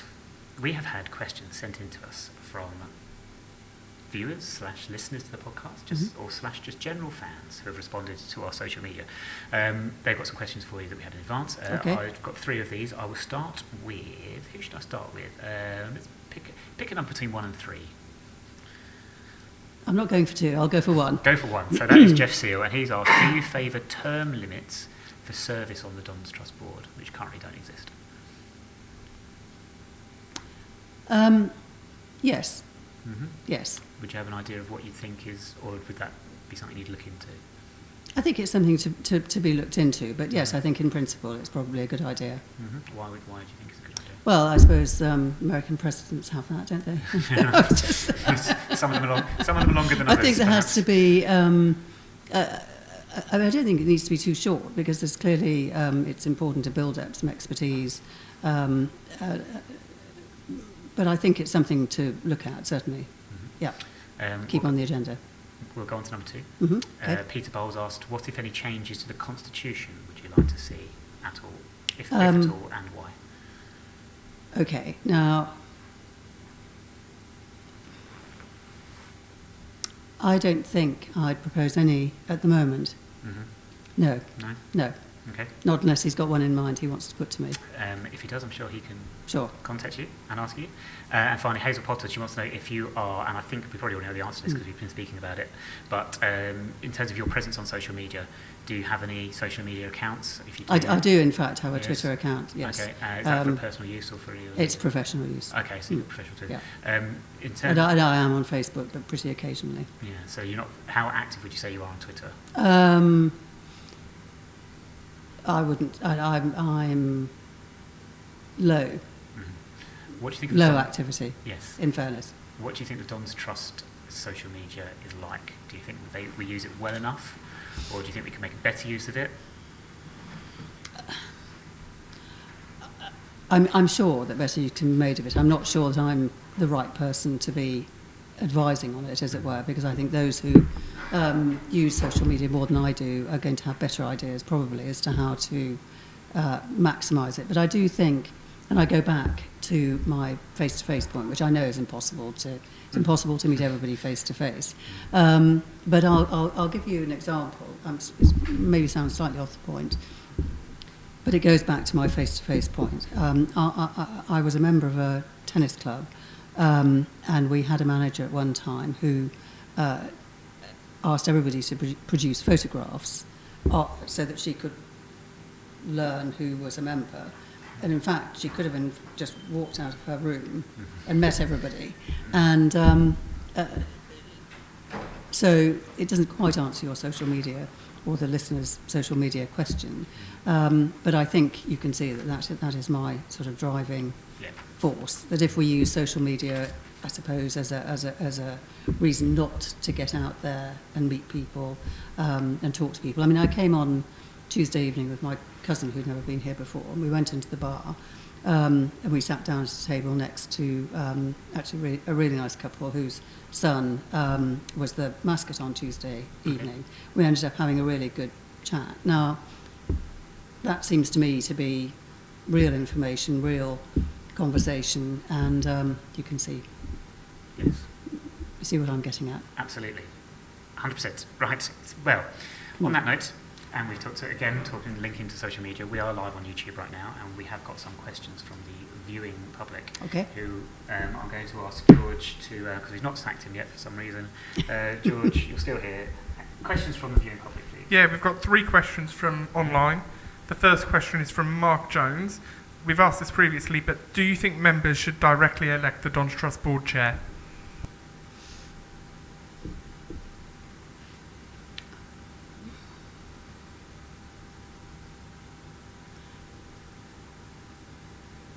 I was just going to give you a careful answer. I think that's probably a good way to go. Okay, the second question we've got is, you said you'd learn more about the club and the board once you get on. Joyce wants to know, how would you learn more about the club, the fan base and the board, and is 2 years long enough to achieve this? Well, I'm a quick learner, and one of the skills I hope I bring to the board, and I certainly have to use in my practice, is to assimilate facts and information very quickly. If I don't, I find I'm pretty stuck when I'm trying to promote the case on behalf of a client. And so, yes, I think that 2 years is enough, certainly. Okay. And I would hope to hit the ground pretty much running where I elected. Okay, and the third and final online question for you is, what is the biggest issue currently facing the club, and how do you overcome this? Probably I'd go back to my point about communication again, but I'm picking that up as being the main issue for the club. But obviously there's the move to Plough Lane, and communication is perhaps a part of that move. But I mean, the move to Plough Lane, of course, is going to be massive at every level. Great, thank you, George. You did a good job that time. Well done. Thank you, George. Clock's right twice a day. Anyway, final bit, we have a little game, 89-second game, where because the club was formed in 1889, we give you 89 seconds worth, or somehow we stretch it to 89 seconds worth of very simple yes, either or questions. And you just have to give us your first initial response to these either or questions. Okay. Okay, so when you're ready, Mark will count us in and I will begin. 5, 4, All right. 3, 2, 1, let's go. Alexa or Siri? Siri. Summer or winter? Winter. VAR, yes or no? No. Has anyone said yes to that today? I don't No. think so. Everyone said no. I say no as well. Is that the right answer? No, it's the right, as far as I'm concerned. Oh, it's the good, right good. answer. Pie or panini? Pie. Priscilla, Queen of the Desert, or Wicked? Priscilla, Queen of the Desert. Stu Go, will you be got happy. Stuart's vote. Yeah. Stu will love you. Richard or Judy? Judy. Fat Boy Slim or Fat Man Scoop? Fat Boy Slim. Beef burger or beetroot burger? Oh, that's a hard one. Beetroot. Lennon or McCartney? Lennon. Carrie or Samantha? Samantha. Scones, jam, well, first of all, scones or scones? Scones. So scones, jam first or cream first? Cream first. That's the right answer, yeah. Oh, good. Scotland or Wales? Scotland. 26. Long or Ramsdale? Long. Should McDonald's bring back plastic straws, yes or no? No. Books or Kindle? Books. 5. And finally, when you make a cup of tea, I'm going to have to make this joke. I'm really sorry. I'm sorry. This is for John Dolan. This is for John. Not when you're making coffee, because even though you are a barrister, when you make a cup of tea, do you put the bag in the mug first, or do you put the milk in the mug first? There is a wrong answer. Bag. You have got the right one. Well done. Thank you very much, and thank you very much for Thank you joining very us. much, Nick. Thank you very much for your time. Good luck with the forthcoming election. Thank Wish you. you all the best, and I will say thank you very much for everyone for watching. We have one more candidate interview to do this afternoon. That will be done by Kevin Boris at 3:30, and he'll be interviewing Graham Stacey. So join us again at 3:30.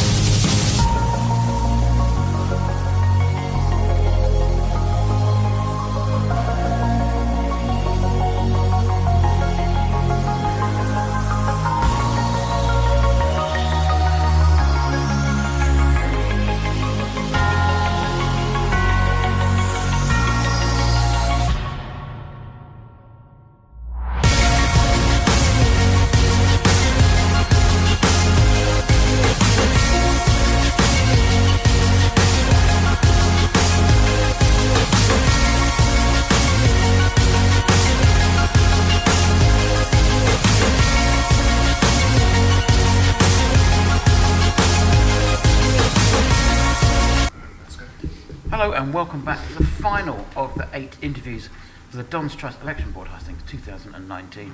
And I'm joined by Graham Stacey. Hi Graham, how are you doing? Hi, I'm very well, thank you. Interesting fact that Graham Stacey is one of 3 Graham Staceys I know. And you are one of them. I only know the one. Yeah, no, well, there's 2 others. Introduce us. The other 2 are both in the transport sector, just in case you're interested. But I'll put you in touch with them. Yeah. Have a nice meeting, all Why 3 of you. not? Why not? I did that. I wanted to meet all 4 football Paul Robinsons at the same time. That would be a fantastic thing to do. So one of the things we try and do with the idea of putting people at ease, although it's not necessarily worked, is coming up with amusing anagrams of your name. Right. The best one that Nick came up with was tar, creamy hags, which I think is quite nice. You happy with that, Graham? I'm trying to think, what would yours be? Well, Come kids on. napper over there, kids napper. You need another P, don't you? Yeah. Are there more? Oh, okay, Yeah, that's good. Anyway, so we know I'll you're go with called that. Graham Stacey. What is, Graham, your occupation? I work in magazines and newspapers, the media, really. Mhm. I work on a newspaper. I'm self-employed, and I co-own a publishing company which does magazines. So you do exactly the same thing as I do. That's interesting. So how long have you supported the Dons? Since I was at Plough Lane. I went to games I couldn't remember. I went We've to all games, done that. We've already, but they're the recent ones. Yeah. But since I was in primary school with my father, who was a Wimbledon fan and a season ticket holder now. I was at Plough Lane. I remember not much about it, but I remember being scared that there were wombles under the stand and not wanting to go back again. But then There was once rubbish they did- under the south end. It was rubbish. There much of it. couldn't have been any wombles, but there was definite movement. That's where under they there. stored all the rubbish. Yeah, I was going to say, because had there been wombles, there wouldn't be any somewhere. rubbish. Yeah, Exactly. yeah. Yeah. For those of you who don't know much about the womble, that's a very strange thing to talk about. But look it up. So currently, where do you watch home matches from? Main stand. I like to sit down just by the halfway line. Generally, my son has a season ticket and my father has a season ticket there, so I kind of generally mingle in with them. Nice. And finally, I like this question: if you were a footballer, professional footballer, what position would you play and why? Can I not be the manager? No. You can, yeah, someone's done can that. I? Oh, Yeah, someone's yeah. done that. Have they? They've Jane- had that. Jane picked you Oh, as she the could be the manager. manager. Yeah, yeah. I'll be. Well, I used to play right back, but not very well. It's like a very bad Gary Neville. Really? But, without the rodency face, hopefully. And less coordination, unfortunately. Other rodents are available. I do think Gary Neville is still one of the best crossers of a ball Still. in the Premier League. Even now. I haven't seen him play recently, but He hasn't played I can recently. believe it. I can believe it. A cross on the run. Yeah, Alexander Arnold and Robertson. I think they're the best since Gary Neville. Whichever you think of Gary Neville, I do think he's a great crosser of the ball. Just add that, my own personal point of view. We can't prejudice the election, but we can certainly talk about that. So Graham is the first of the, well, in fact, not only of the candidates, to have brought a rosette with him. So I don't know if you can see the microphone. It I doesn't. brought you one as well. Oh, thank you, I'll but no, just, I can't actually wear it. You're during not the probably course. not allowed. No, eh? I'm not Can't allowed wear to, it. just for prejudicial reasons. I cannot wear it now. But Graham has done that. So well done, to Graham. Nobody else brought a rosette. Or Not That's even right, trying, we'll are stick they? it on George's forehead later. Yeah, well, the rosette. Oh, right, okay. Okay. So the first question is, when we spoke with the candidates, we said, look, is there anything you don't want us to ask you? Because there's certain things you don't talk about. One of the questions that Graham asked not to be asked was question 1, are you Matt Tubbs? No. And I think it was a few years ago that I was mistaken for him at a game, and someone said, "Why are you not? Are you injured or something?" And I didn't know what he was talking about. And someone else said, "He thinks you're one of the players," which I'll take because he's much younger than me. So, But you're much slimmer than him. That's great. You're much slimmer, and you haven't less left Tubbs, us for Portsmouth, have hopefully. you? Well, there's that as well. So yeah. That's good. Please do around. stay for the entire. Because we thought Matt Tubbs would stay for the entire season, left in January. So please don't leave at question 4. I think that'd be. Are we all right? Are we still online? Yeah, We are just fine, checking. Mark looked a bit worried there. He's Okay, worried so that we are the first question. Any audience? Yeah, and there is audience. There's many people watching.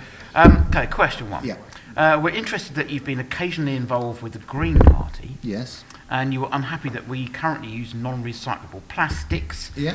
To your knowledge, is there a cost issue with using different materials, and would that be something fans would need to be consulted about prior to a change being made? Well, I think drinks will probably be a bit cheaper, and if it costs a bit more, so be it, because it's just a basic nowadays. It's 2019. We all know, even the Daily Mail are complaining. And You don't work for the campaigning. Daily Mail, no, clearly. I don't. But even they're campaigning about having less plastic, and you think, well, there's got to be a proper problem then. And well, it's not in my manifesto. It was like I mentioned it in the manifesto. I think it was like I was face palmed myself into unconsciousness when I heard this. Why are we not recycling our plastic? I mean, people complain we use plastic glasses for pints, which is I don't drink pints of beer much, but I'd probably want it in a glass. But if I'm having it in plastic, I'd like to know it's going to be recycled. I think that's a basic thing this year. Is there a cost involved? You could probably get a sponsor if you wanted to. If it's a matter of a penny, I think people would take that. People would pay a penny on a pint, wouldn't they? nowadays. I don't even think it's a question. Come on, it's a basic. Let's just make it happen. Okay. It's odd, isn't it, that the tabloids talk about too much plastic and they still have Katie Price on the front cover. that's another matter. So you mentioned beer there. Well, we will get onto football shortly, but one of the points you've made in your manifesto is being served at the bars. How would you tackle this problem as a DTB member? It appears it's more of a club operations issue than a trust strategy issue, but is it an issue that will actually end when we move to the new ground? You would hope so. I mean, we've had 17 years. I think I started queuing in 2002. I'm still waiting. You know, I've put a marker down. Maybe for the next game I'll get served. But don't drop it we've had, you know, how long does it take not to get served? Yeah. We know that's about 3 hours. But how long does it take to do something about it? Let's ask the fans what they want. Do they want beer? We've had things outside. We've had stands outside. Sometimes not. Why don't we do that more often? If there's a demand. If it's a case of we can't pay bar staff for an hour, why don't we've got so many volunteers, let's get some more in for the hour. So, you know, bribe them with a pint at the end of the shift, of the 1 hour shift. That's all you need. It's not that difficult, surely, to get right. We've had 17 years and we couldn't get it more wrong. But hopefully at the new ground we'll actually have operational bars. Look at the bars at Tottenham. I don't know. We get what we're given. So do I have faith? Well, it's taken 17 years to get a terrible bar service, an hour either side of a game. You can't get served. It's 6 deep. It's like it's a sauna in there, even in the middle of winter. So what's to say it will be sorted at a new place? You would hope so. You would take that for granted, hopefully. But is there any guarantee? I don't know. Okay. So do you think there's the line between operational issues and strategic issues? Is that line often too blurred for Don's Trust and the Don's Trust members at the moment? And should the Trust have more of a hand in the operational issues, considering the type of people that are on the board and what skills they have? What skills they have currently? Currently, yeah. Well, I've always sort of thought that the Don's Trust board, is it nine members plus Ed. Board members. Okay, they should have people reporting to them. They shouldn't. I think they sometimes. It's a big job. Anyone who's been on the board has told me, will tell you, I guess, how much work it is, and I don't really think that's on. I think that they'll be able to achieve a lot more using volunteers and using their specialist skills. So having people report to them, subcommittees, etc. We've got such a great fan base with so many skills, and we don't really use them. I know people who used to volunteer wouldn't volunteer anymore. They've just gone off the idea, or they've been worn out by it. I know people who've offered their services as volunteer and just not been returned, had their emails or calls returned, and I think that's a hell of a shame. And of course, if you do that, then the actual board members find themselves having to do everything and won't get, they might try and do 100 things and get accomplished 20. Whereas I think if they were working a bit smarter, not saying they're not working smartly, but if they're, if the setup was a bit smarter maybe, then they could achieve a lot more. Okay. Now the one thing that unites people, this is not meant in any way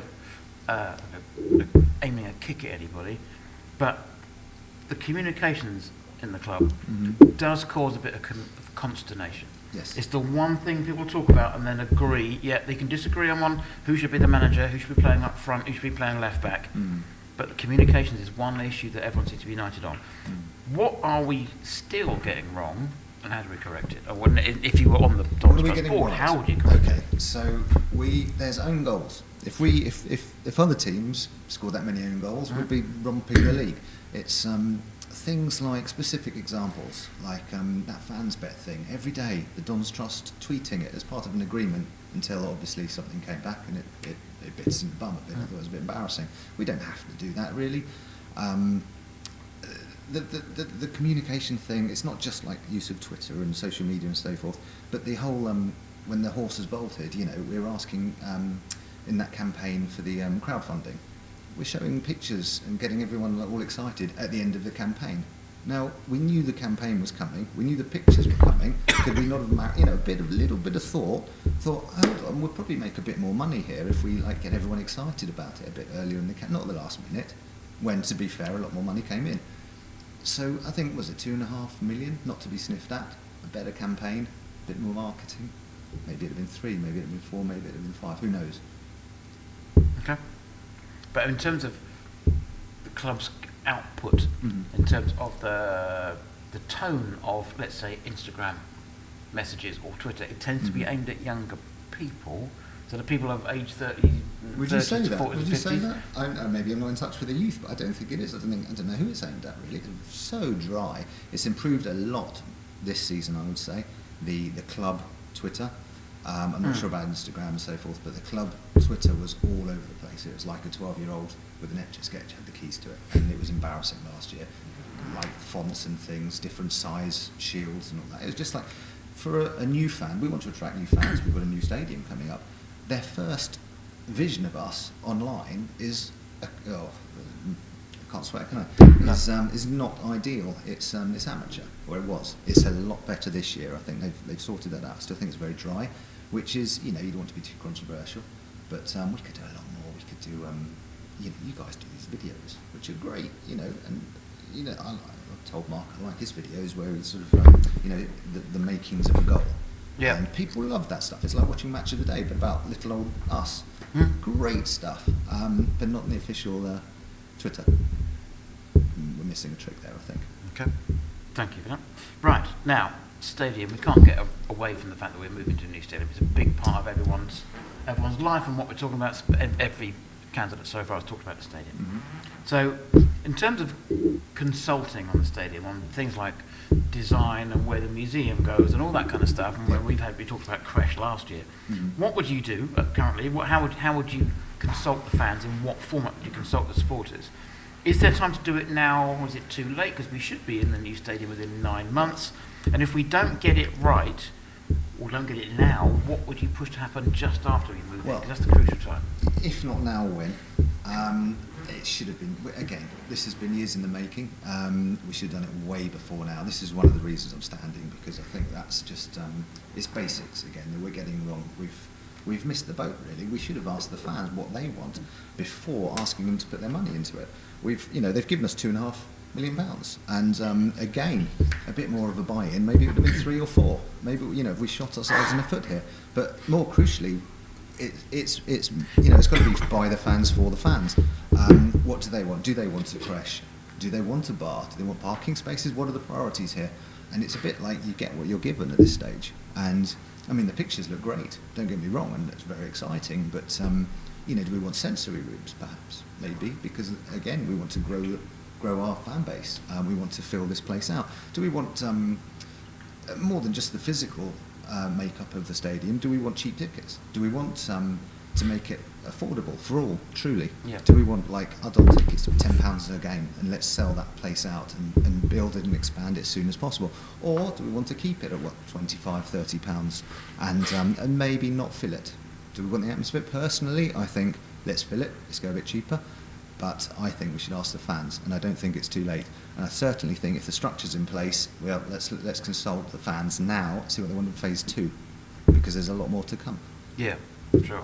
Because there's changes that can be made once you've moved in, presumably. Absolutely, yeah. I mean, it's not all going to be built; it's going to be expanded. You can adjust that within the constraints of planning. Let's consult now. Say, well, you've got this. We've seen the pictures. Looks very nice. What's your priority next? Let's ask the fans. We don't do that enough. Do other clubs do that? I mean, look at, again, maybe use the example of Tottenham, my soon-to-be ex-brother-in-law supports Tottenham, and I don't think they were consulted hugely on how Tottenham's ground. Obviously, it's turned out great. They're not fan-owned. No, but which I think is we have the opportunity. We are owned by the fans, and the fans are the managers, the bosses here. They're in charge, but they're not really asked their opinion. They're not trusted. With Spurs, I mean, looks like a nice stadium from what I've seen. They've got plastic glasses that are probably recyclable. Fill from the bottom. They look very wobbly. But I mean, great. But that's someone putting their money in and saying, here's a stadium, and looking for people to fill it and give him the money back. I guess it's a commercial thing. Ours is a bit more than that. We want to fill it. We want to make the money back from it. But we're in charge, or we should be, and I don't feel we are. Okay. So talking of money, nicely linked. Yeah. Do you think the position of being a Don's Trust board member, should it be paid? Is it a part-time job, full-time job? Because you talk to anyone who's on the Dons Trust board or has been, there's a lot of hours in the week, and maybe some people before have underestimated exactly how much work goes into it. Are you talking about sort of having sort of a progression plan where you have 2 or 3 people working under each member? So is it time that the board could even be paid to do this job? I think in the new stadium, the whole model will change. However, I don't think we yet need a professional Dons Trust board. I think the priority is that they're fans, and we have fans with skill set. And by encouraging enough of them to stand, so there are contested elections, the fans can vote for the best people, the best fans who are committing themselves to putting in for the love of the club, putting in that time and using their skills. If they don't have any skills, maybe you wouldn't want to vote for them. But I think by encouraging contested elections, then we do seem to have a lot of skills that we don't use.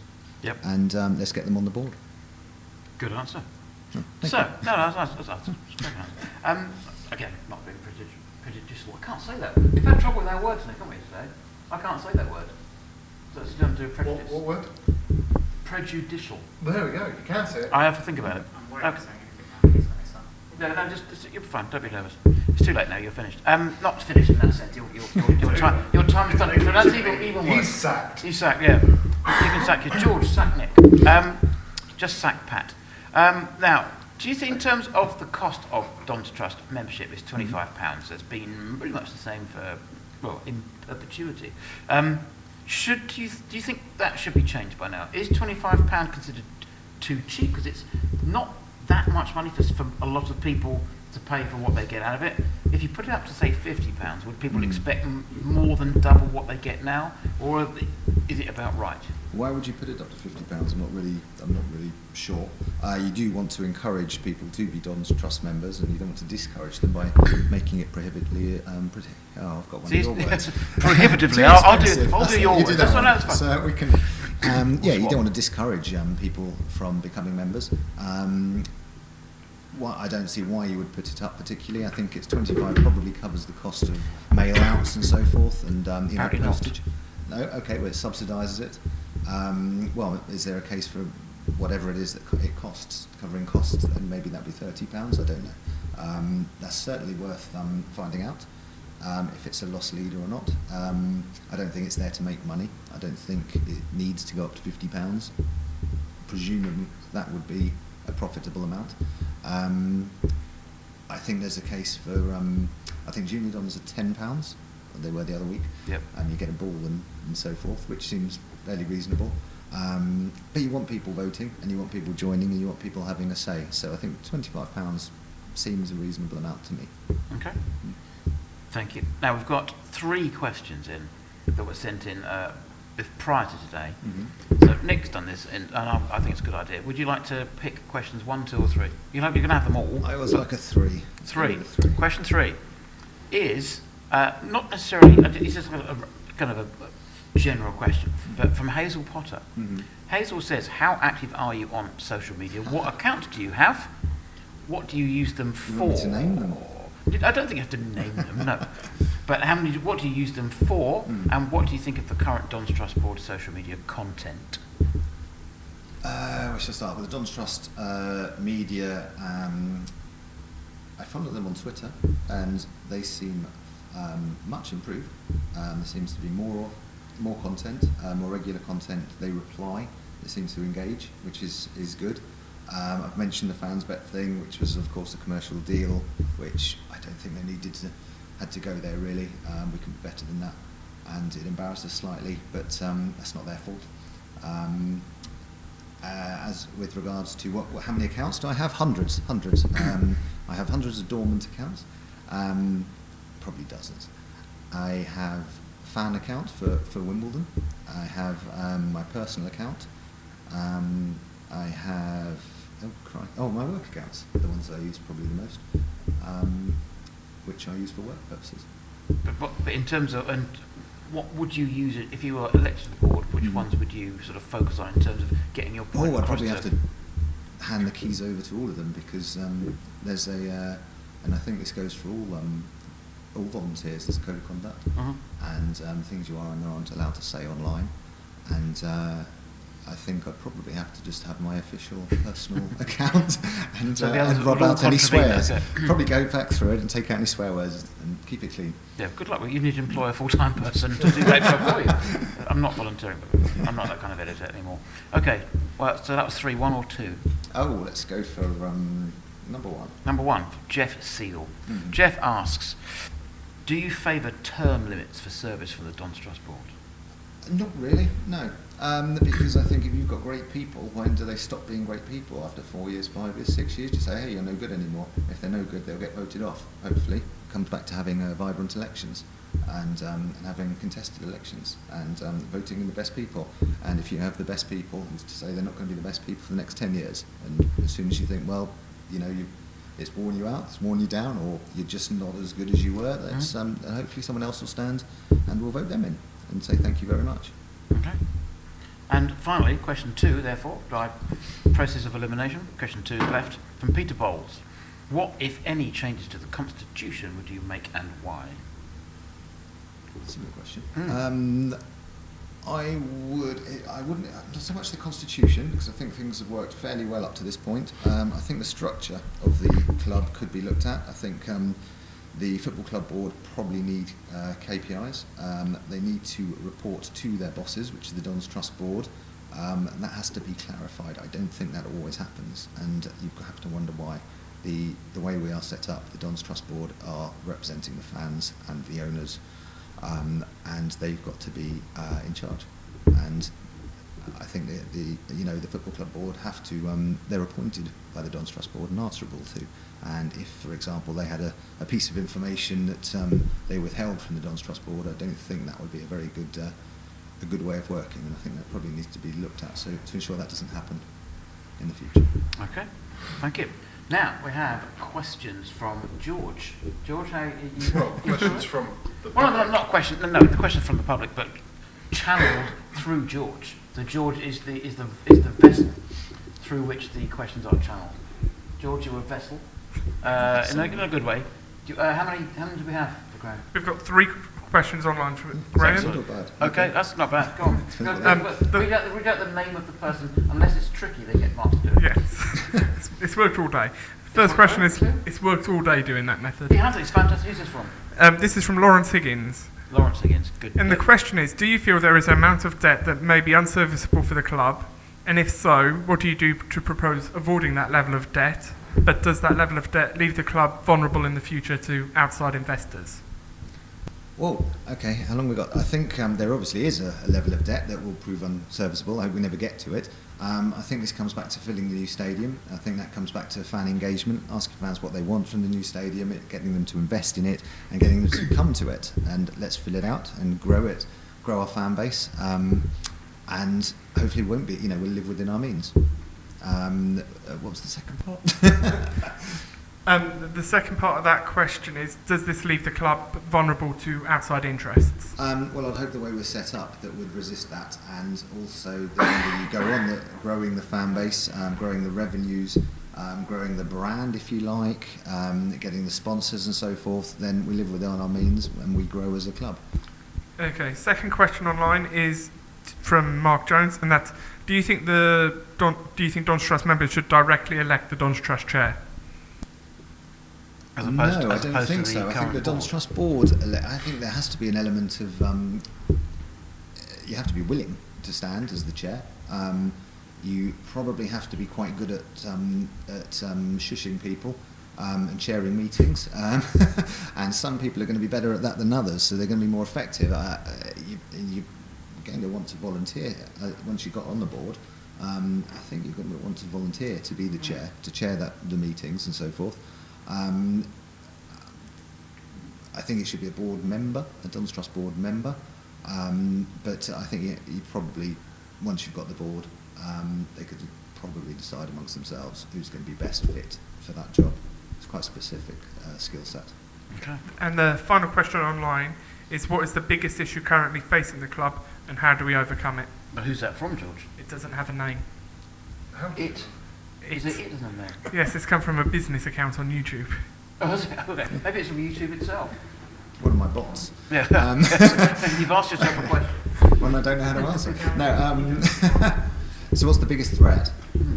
Again, I think it comes back to fans feel out of the loop. They feel they're not engaged enough. They're not asked about things, their thoughts on things. Whether it is like what drinks do you want served in the bar? What do you want at this new grab? Do you want a bar? Do you want a nightclub? Do you want a Starbucks? What do you want? Let's get as many of our fans, the owners, as happy as possible. If we don't, where are we getting the next generation from? How we encourage? So it comes back to this match day experience. I know a lot of people who come to games more or less at kickoff and then leave at full time because there's better food before the game somewhere else, there's better drinks after the game somewhere else, and how much money is that losing us? And of course you can get served at the bars within the next sort of fortnight. But let's make the match day experience better. If not now, at the new place. If we don't, we've got one chance at this really. So let's ask people what they want. Let's get them engaged before we ask them to give us their money. Let's keep the fans happy and keep them engaged and keep them coming to games, and I think we'll be all right. Thank you. Fine answer. Now, the last part of the day after we finished with Graham, Nick and I will be doing a bit of a summary that we did last time, and in which we will be doing our own 89-second challenge. I think Mark will ask those questions. So don't go away completely. But we do have 89 seconds worth of questions for you. Right? Okay. They are either or either or. Maybe that's one of the questions, is either or either. But it's just purely very, very short answers. It's just a bit of fun. It's not fun for us, if not for you. So Mark has a bell. Do you want to show the bell up? There's a lovely bell there. And you will hear that. The bus ready to... When you, yes. I want to get off at Whitechapel, please. Yeah. Okay. So ready, Mark, 3, come again. 2, 1. Pie or panini? Neither. Looking for Alaska or desperately seeking Susan? Rugby, yes or no? Yeah. As a meh. Yeah. Okay. Yeah. Carrie or Samantha? Both. Yep. To get Ridsdale or Tisdale? Rid. Peter Ridsdale. Okay, Rids. fine. Yeah. Batman or Spider-Man? Spider-Man. Scotland or Wales? Scotch whiskies from Scotland, so yeah. Okay. Self-service checkouts, yes or no? No. 55. No. Ardley or Downs? Downs. Cycle lanes, yes or no? Yeah. Okay. Should McDonald's bring back plastic straws, yes or no? I think we should ditch McDonald's, but... oh no, there's your answer, that's fine. Yeah. So the answer is therefore, just by decree, no. Yeah. Okay. Wenger or Emery? Wenger. Good evening. Death or glory? Glory. Long or Ramsdale? Rambo. Okay. And finally, 20. there's 20 seconds left, so I'll ask it very slowly. There's a right or wrong answer for this one only. When you're making tea, Graham, do you put the bag in first or the milk in first? Firstly, use a pot to make tea. Okay. So you can't really put milk in a pot. So the answer is bag first in that case. Eventually. Teapot. Teapot. Neither in a cup. But you would use a cup to drink it from. Yeah. It's not just straight up. Yes, but that wouldn't either have a bag. Well, it would have milk in it. Would you have the milk in before you put the water in from the pot? No. So you put the tea from the teapot and then the milk. Yes. So Bags are well out of it by then. You've dealt with the bags before you've dealt with the milk. Yes. That's the important. Yes. Yeah. Yes. So exactly. Yeah. So the order is still correct. Okay, so that's it. Thankfully, you look very relieved that you've got through this. I'm still wondering about Liam Trotter's picture. Oh yes, there is. Yeah. Nobody. He's not coming back, is he? No. Nobody noticed the Mr. Stay Puft in the previous two. No. I pointed out Ruth. I'd rather have Stay Puft in the midfield, to be fair. Oh, there it is. Yeah. Yeah. Who do we have first again? Oh, Alexa Bliss, of course. Right. So next time I'm having Natalie Sawyer again. Who's the better midfielder? Well, we're not allowed to comment, are we? Because of the code of conduct. So, Graham Stacey, thank you very much indeed for your time. Thanks for giving up part of your Sunday. And as we have with all the other candidates, good luck. Thank you very much. Thank you. Thank you. Well, don't go away, viewers, because we will be back in a very short time. Nick and I will be discussing kind of what we've come across today, what we've heard. Obviously, we can't make any judgments. We're just saying about. We're going to do a little bit of a summary, and then for our own amusement, we'll be answering our own questions. So, thank you, and join us again in just about 2.5 minutes' time. You can count them.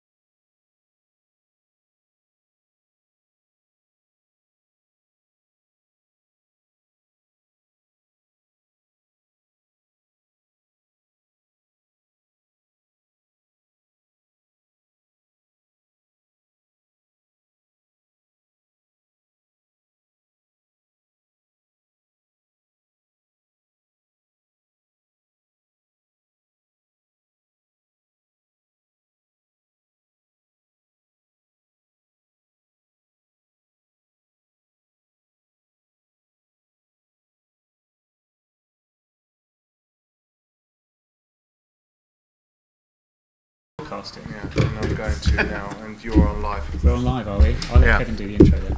Well, thank you for rejoining us. You've actually joined us while Nick destroys his photo frame. Is Alexa Bliss going back? Alexa Bliss is going back up. Of course. Yeah. Yeah. It wouldn't be the same without her, would it? Really? No. So we've had all 8 candidates. We're done for the year. Hopefully, you will watch all 8 videos, and that will help you in the decision-making process. There are 5 places up for grabs. Yes. Only 2 of which are currently occupied by standing Don's Trust board members. I'm going to have to redo this, so... Are we still live? We still live? Yeah, we're still live. Still live, I need to do talk. picture-in-picture with the text. Okay. So Jane, obviously Okay. Jane and Mark were the current standing candidates, and Tim, Mark Sturgis, Dennis, Edward, Anne, and Graham are all new candidates, although Tim had been on before. And Ed. It was an interesting... Don't forget Ed has... Ed is currently co-opted on the board, yes. We're talking about elected officials. So 8 candidates for 5 vacancies. Yes, there are. So, should I speak as the I candidates? think you should go through the whole thing then. For the whole PowerPoint presentation. Right, so we have, as Kevin was just rightly saying, there are 5 vacancies and there are 8 candidates. And ballots have been sent out in the post to people who'd like paper copies, and electronic ballots will be sent out today and tomorrow. When you are voting, remember you can vote for up to 5 candidates, be it 1, 2, 3, 4 or 5. Please don't vote for any more than 5 because that will render your vote But you don't have invalid. to vote for 5. Let's You make don't this point clear. have to vote for 5. You should, really, because that's you're voting for the entire board, but you can vote for 1 if you so choose. It is your choice, but if you choose to go above 5, Yep. then you've lost your choice because You are the vote null will and be. indeed void. You are indeed. The voting closes at 2:45 p.m. on Saturday, the 23rd of November. That is the home game with Gillingham, and then the result will be announced as quickly as possible after that. But it will be formally announced at the Don's Trust AGM on Monday, the 9th of December. Yep. Don's Trust AGM. So, Kevin, before we went through all those, Yeah. you were discussing, as we said, that 2 candidates restanding. Yeah. Ed currently co-opted on the board seeking re-election. Tim was formerly off the board. This time last year he was actually on the board. Yeah. And then we have what I suggest is 4 new candidates, as it were: Marc Sturgis, Dennis Lowndes, Anne Williams, and Graham Stacey. Now, Yep. we're not here to comment on the individuals, more the exercise. And once again, I thought it's a very valuable exercise that we've carried out here today. Yeah, it was. It's a really good way of finding out the personalities. Because if you listen, I mean, we know some of these people well, we know some of these people not so well. It's interesting to see how they came across on video or on YouTube or in the media. Someone like Graham, for example, I mean, making comments on particular people, Graham's in the media, he's used to dealing with media people. For some people, the ones who are, for example, accountants, it's not a normal thing for them to be doing. To sit in front of a camera with potentially, maybe only 50 people watching at once, but maybe you look at the viewing figures from last year, 800 or 900 people watched each one, roughly. That's a lot of people you're in front of. And it's if you're not in that position, if you run a charity or if you work for the Treasury, you're not normally... People don't sit there with a microphone in front of you. It's quite a daunting thing for people. I mean, obviously I do that as my job. Hard to believe this is my job as well. And obviously you being a former journalist, you're all used to it as well. But it's an interesting... For us, it's interesting to see just how people cope with it. Yeah. Because if you are... sorry, I went up at the end there. That's terrible. I'm 15. But if you are a board member and you've been elected onto that board by up to 3,000 people, the chances are you may have to address a room full of 500 people. Maybe not at the Don's Trust board meeting, but maybe a meeting of other trust boards or a football supporters direct thing or whatever. It's not, although we talked about meeting numbers and attendances, we have had big meetings in the past where we've had large numbers turn up. And you need to address those and also handle those. So yes, of course, it's important to be used to that, I think. So this is a good first step for many, I would think. Yeah, I know that obviously the candidates knew they were going to be asked questions. They didn't have those questions in advance. No. And then this is the point. If you're at a meeting and you are a Don's Trust board member and at a meeting someone puts a hand up and asks a question that's completely throws you off, you've got to be able to deal with it or pass it on or not look flustered. So that's why we do this, really, is to get people into sort of tuned with speaking to the media. And I know people have said in the past that they haven't stood this year because of this. This has actually put at least 2 candidates off, so sorry about that. But they didn't want to do it. They felt if they can't do this, then they probably couldn't be on the board properly. So maybe it is best that they haven't stood. Mm-hmm. And then we did have one comment that, well, this isn't a popularity contest. Well, it is, isn't it? How did Donald Trump win the election? It's a really difficult line. It's not a personality contest, but you choose the person you like as much as the person who says things that you like. Sure. Yeah, but I think people have different reasons for voting, and there will be people that will vote for those people that they like or they warm to, especially given the opportunity to actually see them on camera, see what they're like. Not in person, but almost the next best thing is seeing them on film, being able to judge and what have you. And there are people that will perhaps not particularly lend themselves to certain individuals, but actually think what they've said and what they want for the club and what they want for the trust and things is aligned to what they want. So people have their different reasons, but I always think, as one candidate said, the more opportunity you get to talk, the more opportunity you get to communicate, and the more opportunity you get to actually see these people and they become real 3D people as opposed to 2D people on a piece of paper, the more you are informed, and that is better for everybody. It is. We're a fan-owned club. Exactly. If you can't engage with the fans, then no. Then we really are in trouble. We are in trouble. So I think that went very well. So thank you all for watching. Yes. Thanks to everyone who gave their time up. John Dolan. Can you get John on camera? Can we get John on camera? Because John's been here all day and has been there's instrumental. John. Hello, John. There he is. Hello, John. You can take a It wouldn't seat. have been possible without John. That was almost a bow. It was a little bow. But thank you, John, for everything, sorting out the stage. And also David Charles coming in this morning to open up the stage for us, giving us access to the lounge so we can actually record these and have a place to base ourselves, which is fantastic. So huge thank you to everyone. Thank you. We've already said thank you to the social media team on the Don's Trust Twitter account, getting the message out to everybody.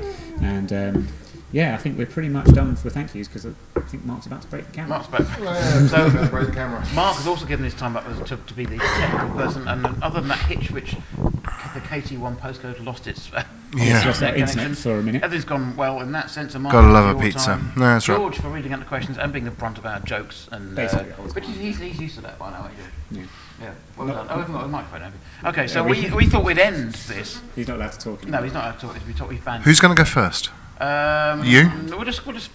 Well, it's difficult because I've got to have the timer on, so therefore I can only have it on one of you at the same time. You know what I mean? Go Nick first then. Nick We're now first. going to do the 89 second So you're question. going to ask me first? No, Mark will do the Mark's doing the asking. Oh, I see. Mark's doing the asking. Yeah, I think Mark's doing got the the asking. questions. Yeah. Oh, here we go. Because I know he's going to throw in some to stitch me up. I'm hoping so. Look at that green on his face as well. Well, the best part of it is throughout the whole summation that you just had, Alexa wasn't actually in shot. What? Yep. There we go. That's the way it goes. Right, okay. We're going to start with 89 seconds. And we're going to go Marmite, lovely or sin? Lovely. You are sin. Right, pie or panini? I would have a pie. I would like a panini, but for £4, no. So I'll go for a pie. Okay, do you want to speak into the microphone? Yes or no? No. Looking for Alaska, desperately seeking Susan? Desperately seeking Susan. Rugby, yes or no? No. Carrie or Samantha? I'm going to say Carrie only for the reasons of I liked the novel by Stephen King. Cool. Leave or remain? Why have you put that in there? I voted remain. Okay. I didn't put it in here, by the way. You wrote it. Yes, but you've added it back in, you see. I didn't even know that. I thought you could have crossed it out or something. Do you know, I voted remain, so there we go. Okay. Batman, Spider-Man? Do you know what? Because Spider-Man 2 is one of the best films ever made, I'll go Spider-Man. Okay. Thor or Loki? Loki's that thing in maths, isn't it? With that bendy plastic thing that you do? Self-service checkouts, yes or no? No. They should be banned. Should McDonald's bring back plastic straws? This is going to make me unpopular, but yes, they should bring back plastic straws, because the paper straws they have currently aren't even recyclable, so they can't even recycle them yet. And I can't drink a McDonald's milkshake with a paper straw. It's ridiculous. Okay. Long or Ramsdale? Ramsdale. Trotter or Saws? Saws. I thought I'd ask. Anyway, right, okay, there we go, and we're done with that. I'm going to be worse, actually. Yeah, I thought I'd ask something a bit random. Let's go with Kevin. Hang on, I don't know why this is not working. Okay, we're going to go. I want to swap chairs. Swap chairs. Do I swap chairs? No. Okay. Dive on over the We're going to do it. Ready, set. Yep. Trot or Saws? Sauce. Okay. Pie or panini? Pie. Is that mathematical pi or? My dog was called Pie because when we got him, he was 3.1415 years old. Thank you very much. God, that's so Spottish. Yeah. Carrie or Samantha? Samantha. Batman or Spider-Man? Neither. I'm going to go for Bin Man. Northern Ireland or Republic of Ireland? That's a tough one. Wow. My new Where's it podcast, gone for Time there? I Done for Sausages, my co-presenter is from Belfast, so Northern Ireland. Okay. That was for you, Paul. Blue or yellow? Blue. Okay. Emery or Wenger? Good evening. I think for football purposes, I like Wenger, but for pure comedy, Emery, because I only pick out about one every 3 or 4 words that he says, which is like the Arsenal squad. Apparently, they have trouble too. Jurgen Klopp or Joachim Löw? Or Klopp. I love Klopp. Klopp's like a human llama. I love Klopp. Is it just because of his big teeth? And his hair and his beard and his general... And he walks like a llama. Go on. Okay. Klopp. Death or glory? Glory. Cycle lanes, yes or no? Yes. Neil Ardley or Wally Downs? Neil. Bag first, milk last, or milk first. Sorry, bag first or milk first? How have you got? How have all Have the you got that questions? Have wrong? you got All that the one questions wrong? wrong. There's only one way of making tea, and that is bag first. Bag first, right? Yeah. Okay, there you go. Had to end on some kind of monstrous mess up. So. Bag puss first. Bag puss. Bag puss first. Yeah. That's it. We've It's all done. good. So you Happy can days. now go. You don't have to watch any more. You can now go. Yeah. So we See. started it in the. It was almost light, wasn't it? And now it's almost dark again. So we've been here the whole day. We've had pizza. So thank you for the. The sun is setting. Yes. Thank you to Pizza Hut Kingston for taking an hour and 17 minutes to deliver 2 pizzas for a mile and a half. So that's lovely. And that's it. So please vote. There's 3,000 and something members of the Don's Trust, and less than half voted last time. Is that right? Yeah. Please vote, because it's not just for us. We haven't wasted our time. But More importantly, this get is other really people important. to vote. Well, If you voted, get other people to vote as well. And then if people you know that talk about joining the Don's Trust and haven't yet, get them to join. I think if you join today, can you still vote in the election, or you can't? Okay, you can vote the next election. 2020. But the 2020 election is the first one we'll have in the new ground. Hopefully, in Wimbledon, fingers yeah, crossed. true story. So that's momentous. So thanks very much indeed for. Who's going to take over from this when I go? George. George, yeah. So this is Mark's last one. But Yeah, I've got to teach him. Yeah. So thanks for watching. Don't have nightmares. That's Police 5, isn't it? That's the wrong one. Crime Watch, isn't it? It's a Crime Watch. I think so. What's Police 5 was Keep 'em Peeled. Yeah, Crime Watch is Don't Have Nightmares. Keep 'em Peeled and Don't Have I was Nightmares. born in '94, so There I you don't go. know. That's absolute rubbish. I was born for the first moon landing. I don't care. Anyway, thank you for watching, everyone. When you've got the chance to vote, go and vote. Go and vote 5 candidates. It's really important because these people are representing you. So thanks for watching and goodbye.